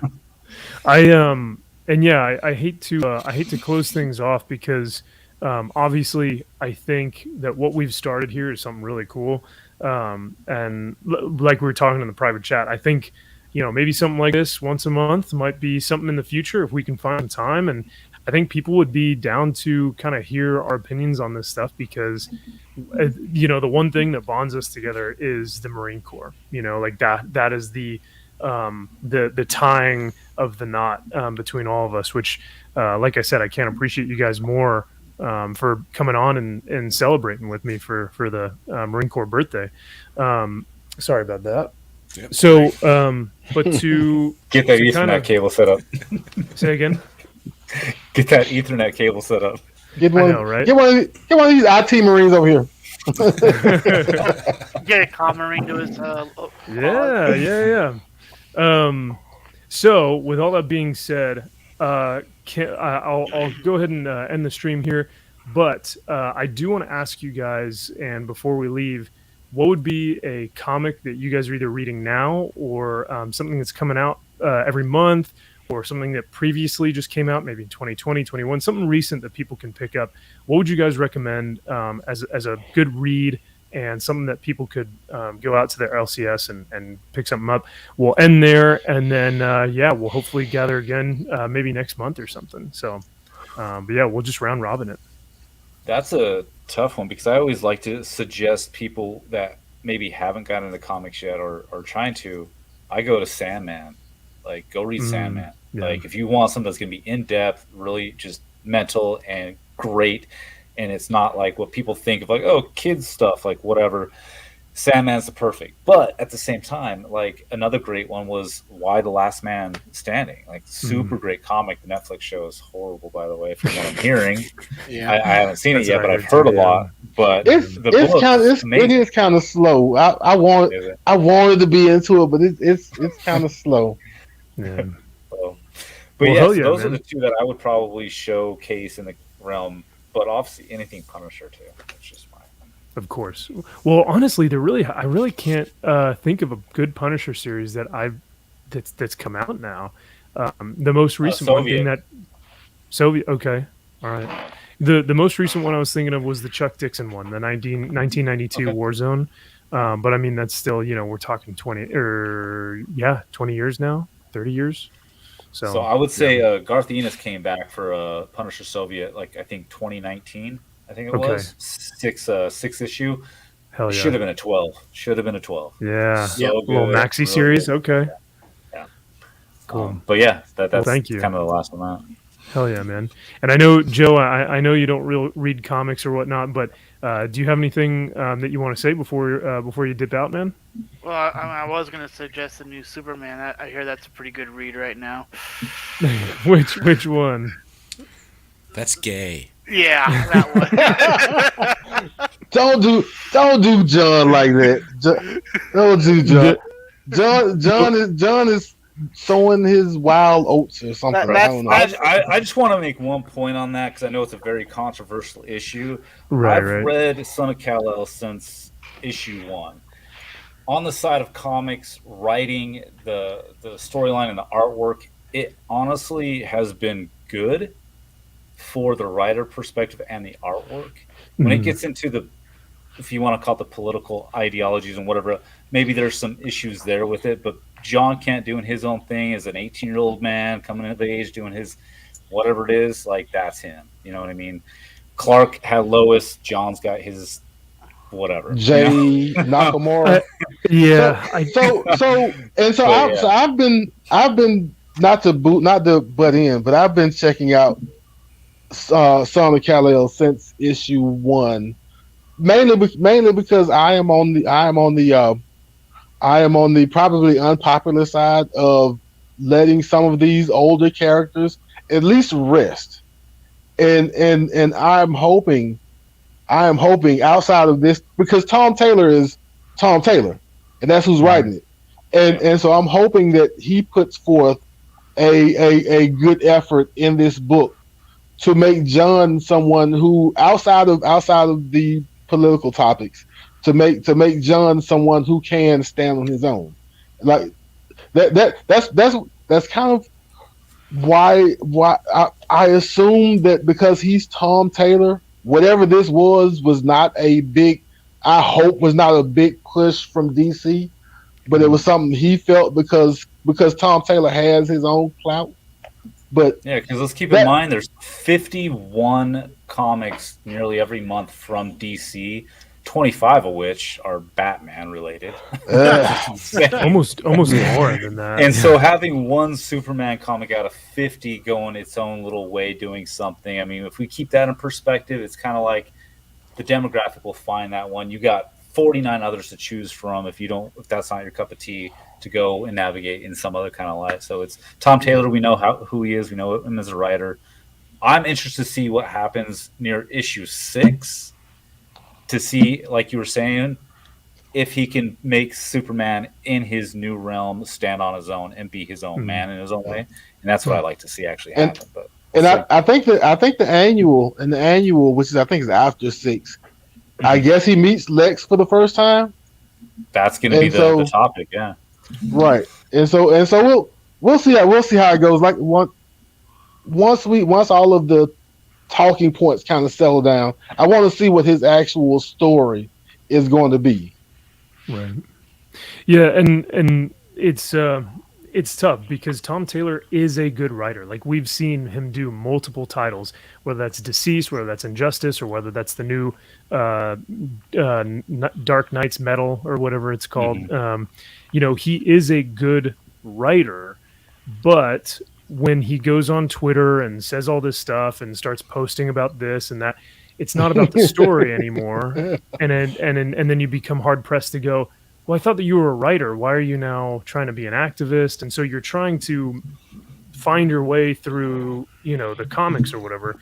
So I've had to pretty much separate myself from writer and comic and just read it. If I like it, I buy it, and that's just what I have to do. And what you were saying, Coffee is like, there's going to be a demographic for all these. And I at some point I just have to go, well, this thing isn't for me. So maybe I'll find it somewhere else, Yeah. I did that with Mother of Madness. If you guys ever read Mom, yeah, I read the first issue and did a little comic book club on it. And man, it was tough to get to the first 3 pages for me. You know what I mean? Yeah. Now there's others out there. That's their demographic. That's their cup of tea. That's what they want. And so be it. They're going to pick up a Punisher comic and say, what is this crazy shit? So, that's the thing. You play into what your demographic might be and kind of find what speaks to you and, try to dabble in other stuff though. Test it out, test the waters at least. Yeah. I always try to give something a chance, but it can be difficult when there's a lot of stuff out there. Yeah. So Joe, to answer your question, man, I think for some people, the Superman comic is going to be huge for speculators, right? Or collectors, because they're going to want that first appearance of the new bisexual Superman, and that's fine because they're going to do their thing. For me, it's not something I don't think it's going to be something that I'm going to purchase or read. I'm probably going to put my money somewhere else. So for some people, it's this is their death of Superman type of thing, Right. Where they are, I believe, gonna kill off Superman here in the next pulls out there you go. Yep, exactly. Nice.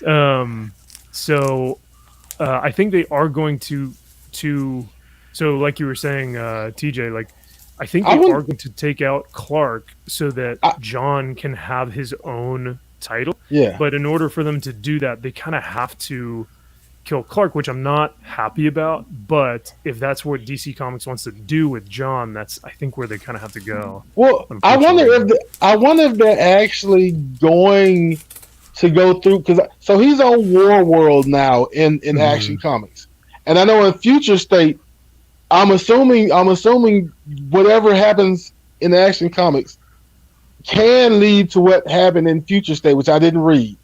But I assume if they don't actually kill Clark, that War World, I can never get that right the first time. This War World saga is going to take a toll, maybe take some time.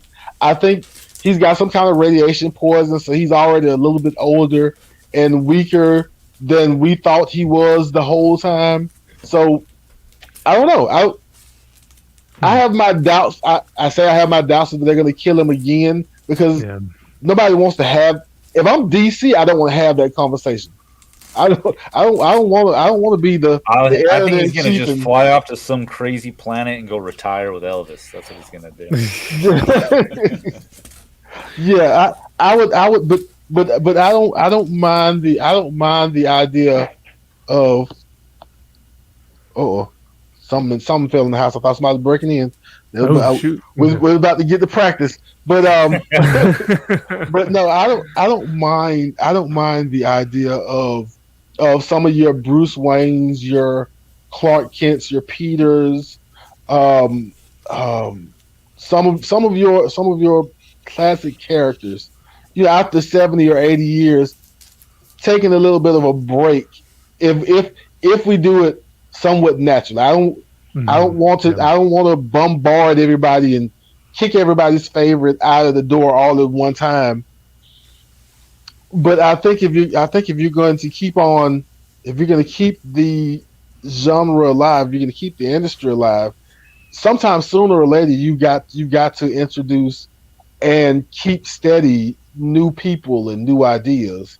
And I think that's the key that you said is that it comes about naturally. Yeah, you want it to be because I haven't been reading comics. I haven't been reading comics that long, and when I first got into comics, I was coming in right as the whole Marvel Now thing was happening, where all of the classic characters got moved off the chessboard for all the young characters, and even I, who don't mind doing it to one character, is like, y'all did it to everybody. It's like you said, like when you kick it, you kick it in your face. Like that happened with Nick Fury. Yeah, and it was the movies that did it. You know what I mean? Yeah. Like, don't get me wrong, I love Samuel L. Jackson in the movies, but that's not who Nick Fury was for me. You know, Yeah. And so when it went from Nick Fury in the comics to what he represented, who he was as an individual, suddenly you see him on the screen as a complete different character. The backgrounds are different. How did that work? Like that was not natural progression. Well, You know what I mean? the interesting thing is, so Nick Fury, the Nick Fury that the classic comic book Nick Fury is still on the moon, right? He's still the Yeah. man on the wall, or and I think he's coming up in a Fantastic Four event. And I read the Taskmaster series, and is that Nick Fury Jr.? Is that what they call him? Is he adopted or That some weird part of thing it, happened? how they actually justified it, I'm not 100%. Yeah, because I know that the Nick Fury from the movies came from the Ultimate Universe, which I think is fine. But then when you kind of move him over to the regular universe, you confuse people. Yeah, because I think that's what they did, because they didn't drop an origin, they didn't do anything. They just suddenly like, hey, this is Nick Fury in the MCU, and you're like, Yeah. wait, Nick Fury's a black dude? No, he's not. Like that was the trip. It's like, well, and then they went into the comics and kind of revitalized it to make it kind of work. He can't be any black dude though. He can't be me. He's got to be Samuel L. Jackson. Right. It worked out. It was great, but yeah, it's the weird, but the natural element of progression of comics in the future needs to have its voice, but it should be a natural progression. Right. You can't just do that. Just out of the blue, all of your classic characters off the board and either dead or gone or who knows. You got to do it a little bit smoother, but I wouldn't mind if over time, with a good story for the classic character, and B with good storytelling for a newer character, if you kind of move that way a little bit, and eventually over 10, 15, 20 years make that trend, not just like next week all of you out. Right. Unless you got the Punisher that comes in and kills the Marvel Universe again, and then oh no, please. So now that we're since TJ, since we got you talking right now, what book would you recommend to our watchers right now? If you can recommend something that we haven't talked about yet. Okay, so since it's a new series, and Jed McKay is doing good work catching people up, I would suggest the new Moon Knight series. I think issue number 5 comes out either next week or week after next, depending on whether or not it's on time and paper and diamond and ransomware and all this good stuff. But that's a good series. It'll take a couple of trades to catch up. But my favorite series right now, not at DC or Marvel, is Seven Secrets by Tom Taylor. Okay. I think issue 13, the newer arc comes out in January, but there's so much stuff in the first 12 issues, and there are 7 secrets, and each one of those secrets have 7 secrets. And every time you uncover the truth has 3 more secrets. And yeah. Is that a Image? Boom. Oh hell yeah. Boom's been doing some good stuff too. Right. I remember back in early 2008, I want to say, Boom was doing some Warhammer 40K stories, and those comics were some of my favorites because I'm a big Games Workshop Warhammer guy. I didn't know Boom was that. Well, I hadn't been around that long, but I didn't know Boom was that old. I was thinking Boom. Yeah. I was thinking Boom was 5-10 years max. Well, I mean, Boom is short for Boomer. I feel like a boomer sometimes is my skill on some of this technology stuff, but no, if I remember right, Boom came out in like 2006. That sounds right. Yeah. Okay, so 7 Secrets and the Moon Knight series. I read the first issue of 7 Secrets, loved it, and the Moon Knight series. I actually, for new readers, I think you can definitely read the trades, but you might not actually need to, because I think that first issue did a really good job of introducing the characters. So but yeah, thank you for those 2, man. Those are awesome. Andy, my man, and real quick before I ask you about your picks, were you here when we were shouting out Battle 66 Delta? Yes. Okay, cool. I just wanted to make sure, because I know that you're part of that group as well. So yeah, we'll shout him out one more time, because I know this week or tomorrow there's going to be a big announcement with him, and so I'm really excited about that. But and I know that you have kind of helped out with the Valhalla project, right? Yep. Actually, I'm glad you brought that up. Him and I have been talking a fair bit about the project he has going on, and that led to a discussion with the guys from the Tell Valhalla project, which is a shirt that I wear pretty much for every live stream. I think I got eight of the exact same shirt. Yeah, it's like Superman's uniform. You just pull it out. It's literally like I might have to trim the beard just so we can see the shirt again. Do not give in to the war within, end veteran suicide. Mental health awareness is something to be talked about every day, not just for veterans, but for everybody. They're doing great things. Battle is, and the Tell Valhalla project. I cannot wait. They're putting together a really big thing going on that's really exciting, and he's been kind of giving me a sneak peek, and I can't talk too much. We can't say too much about it. Yeah, what'll happen is I start talking, and the next thing you know, I'll start sharing stuff that I'm not supposed to. Right? Oh, it's been tough. I'm really excited for this, and it's just around the corner. Hey, well, amen to that, dude. And I would highly encourage you, if you guys are veterans, reach out to Battle 66 Delta on Instagram. He's got the project that's coming up is really, I mean, I can't even explain it, because like you said, you'll give stuff away, but it's also something that's so beautiful, in my opinion, that you just kind of have to wait and see. And him and his wife have been working on this thing forever. So, Andy, I appreciate you, helping him out with the Till Valhalla project, because we lose way too many dudes right now due to veteran suicide, more than we need to, and so that project is something that I think is really important. So I appreciate it, man. And what's important is, like, it's not even who you reach out to. Reach out to somebody. Exactly. Yeah. Anyone, just to have your voice heard during that period of time. If you're having those thoughts, like, to reach out is something that I think that's a great point. Like, obviously, if you are a veteran, you are feeling that way to try to reach out, but we know our pride gets to us. So what I try to encourage my family, my friends, other veterans to do is just to check in with other veterans or just people around you, because we won't say anything. You know what I mean? We'll just go off and end it because that's how we are. You know, that's how we've kind of been bled sometimes.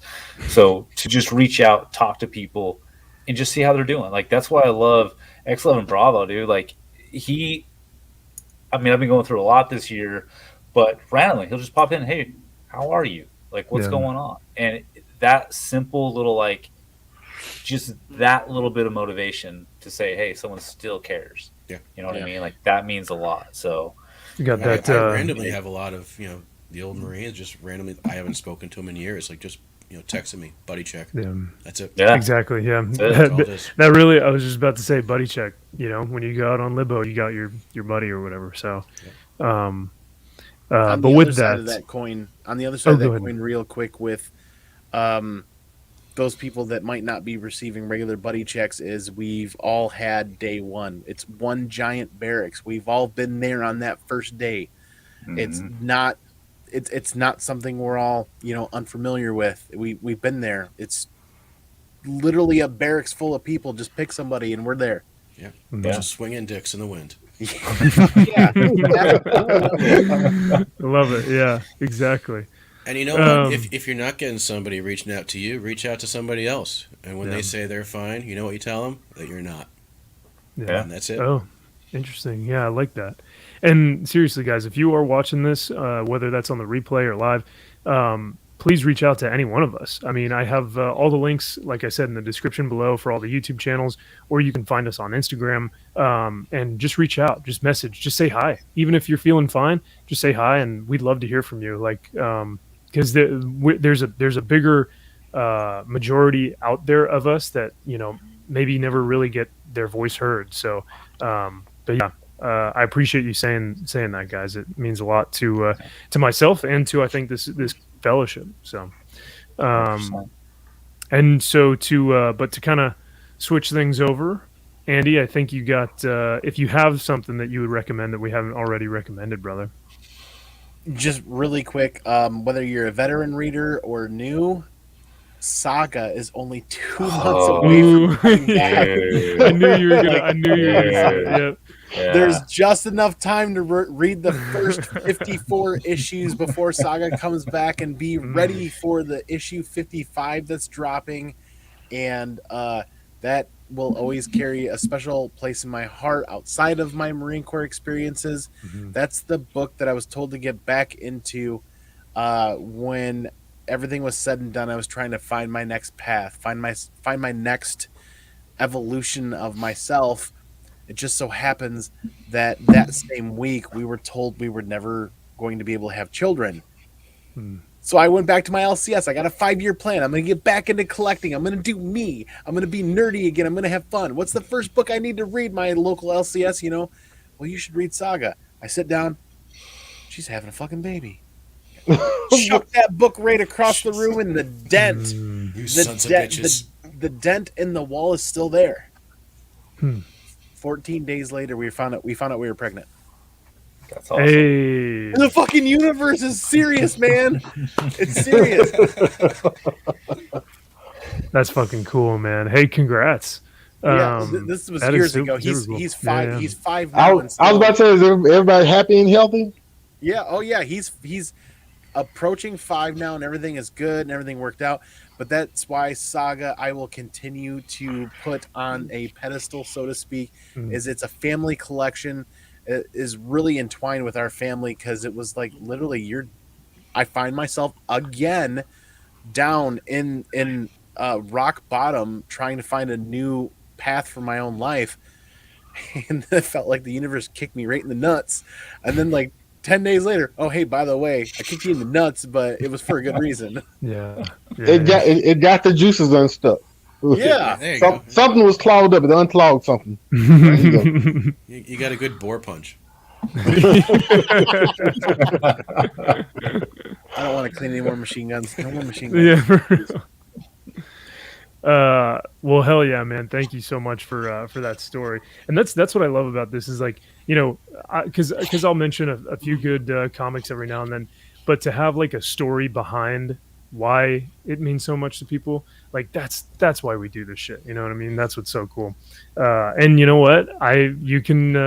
You can punch me in the nuts, man, because I still need to get on that Saga train. I actually haven't gotten a chance to read it. So your words, though, now have kind of inspired me to, all right, let's start getting the trades. I got time. So Well, it sounds like he's sending copies to all of us, right? that's what I heard. All of his graded, copies of all the different printings and everything. I just want 1 and 2. Like I just want the first and second. That's okay. Yeah. Because I know that you have. I think it's every printing, and then even the Mexican variant, right? We actually were able to do the Mexican editions last year. This year, we actually were able to acquire, press, clean, and grade the Comic-Con India variant. Oh, nice. Whoa. And for everybody that's read Saga, they know the first 2 pages are quite graphic. There is no mature content label on the book anywhere, so they reprinted it for the Comic-Con in India, the country of India. Every single person that walked through that door received a grab bag with that book in it. Every 5-year-old, every 6-year-old, every 8-year-old, with all of the mature content. So it created a shitstorm of litigation and parental units throwing everything out and burning books. So it's incredibly difficult to find, but we completed the full run of number 1s graded. That India book is really hard to find. So we got one in an 8.5, but I could seriously ramble on for 2 more hours about Saga, so I'm going to leave it there for the moment. But right. Fair enough. I appreciate it. Do a video. I'd love to hear the whole story. That would be cool. Yeah, I think you have a few videos of doing unboxings with Saga and stuff. At least that's how I know all the printings that you have and stuff. But yeah, that would be an incredible video to hear kind of the backstory, what you told us. We're going to need an origin story. The Saga. The Saga of Saga. Yeah. All right. Well, Dave, I know that you aren't really collecting like modern stuff now, but is there anything that you remember reading or something that you would say like, hey, I think this would be something interesting?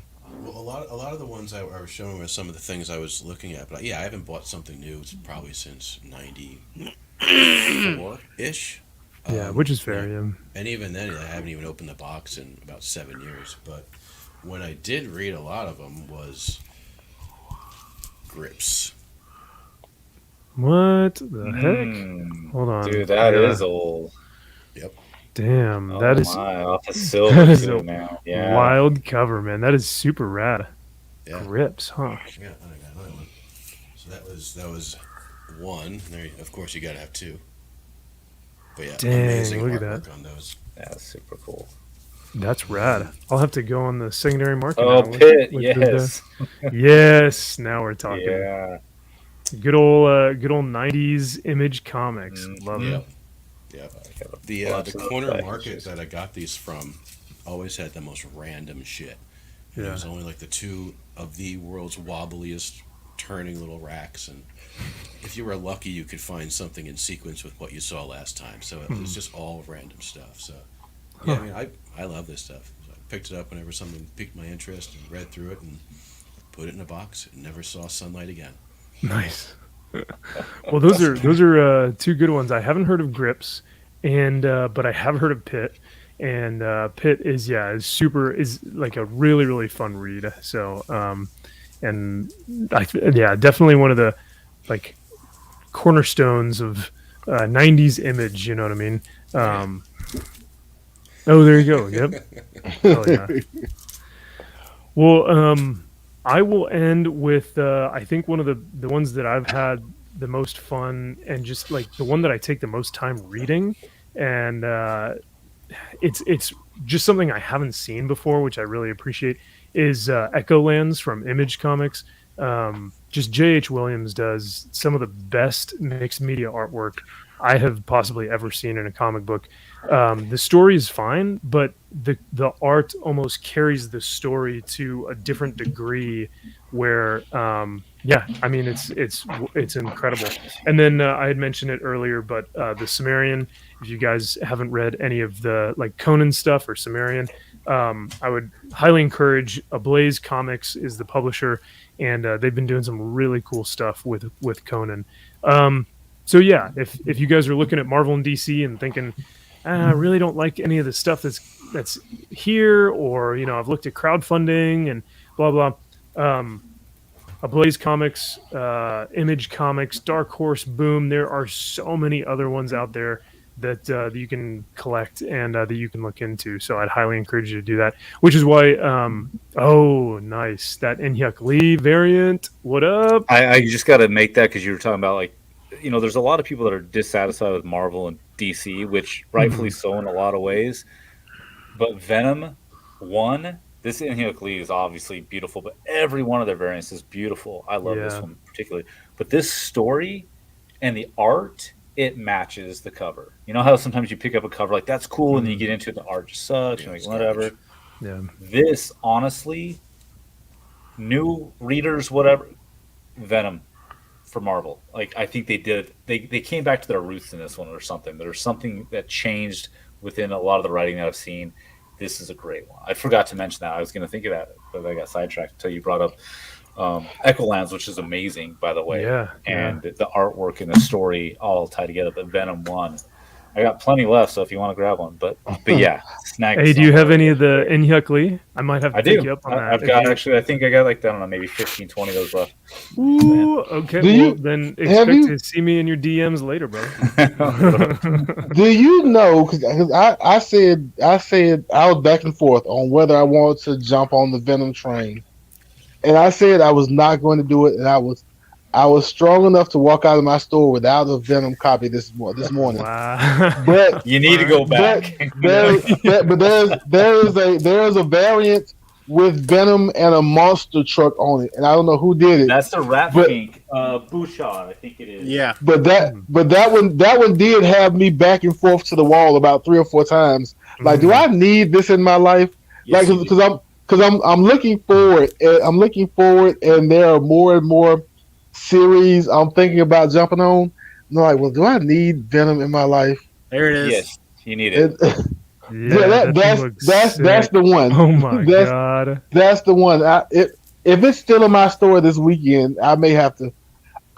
Even if I don't follow the series, I may just have to get that book for the cover. Yeah. I think it's I can't pronounce his name. It starts with B. It's like Bushan Bone.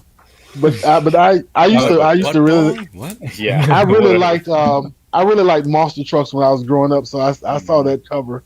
Yeah. This is great. And to be honest, I mean, I don't know your taste 100% of comics, but I was never like a giant Venom or even Spider-Man fan, to be honest. Like, it's great, it's cool, it's there. Yeah. But this one I read, and I think I'm turning into a Venom fan a little bit. Well, it's because of the switch with Al Ewing and Ron V jumping on, switching to Venom, and Donny Cates switching to Hulk, and both of them kind of at least being somewhat successful in both books, and then kind of switching, and my mind tells me that I should go and check out what this switch is, since both of them were good at their respective books beforehand.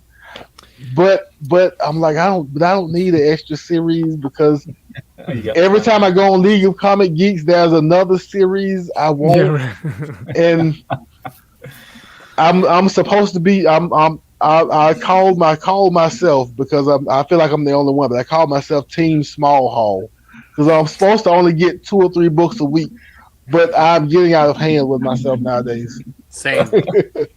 No, I mean, what I do with that when I tell people when they shop with me, because I know some people can like go overboard sometimes, because it can be an addicting habit for sure. But what I try to do, because I love my single issues. So I have my one issue, my cup of coffee in the morning, and that's it. It gives me 15, 30 minutes to just zen out, do my own thing, and then start my day.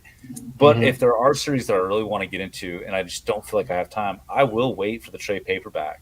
And then, I'll put that aside and eventually get to it. So you don't have to do it every week. So if that's the case, if you just want the cool cover itself, snap the cover, but then wait for the actual trade paperback to read the entire thing anyway. I mean, if you want to do it that way. Yeah, it'll like save that, you man. some money, save you some time. It'll kind of like, take the pressure off. From, I've done that with a couple of series lately, and I think I'm gonna do that more. Even though I hadn't read Chariot yet, but I caught the Chariot trade mainly because I missed 2 issues of it, and I'm like, well, I might as well wait for the trade, and so I picked the trade of Chariot up, and I just pre-ordered the trade of Moths from AWA. AWA's been putting out some good stuff lately too. Right. And I read Erratic by AWA because I still like my superheroes. Even if I venture out into the indies, I'm still kind of a superhero guy. Yeah.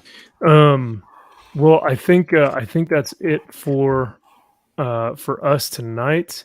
I am going to go ahead and sign off now that we've kind of did our introductions. We celebrated.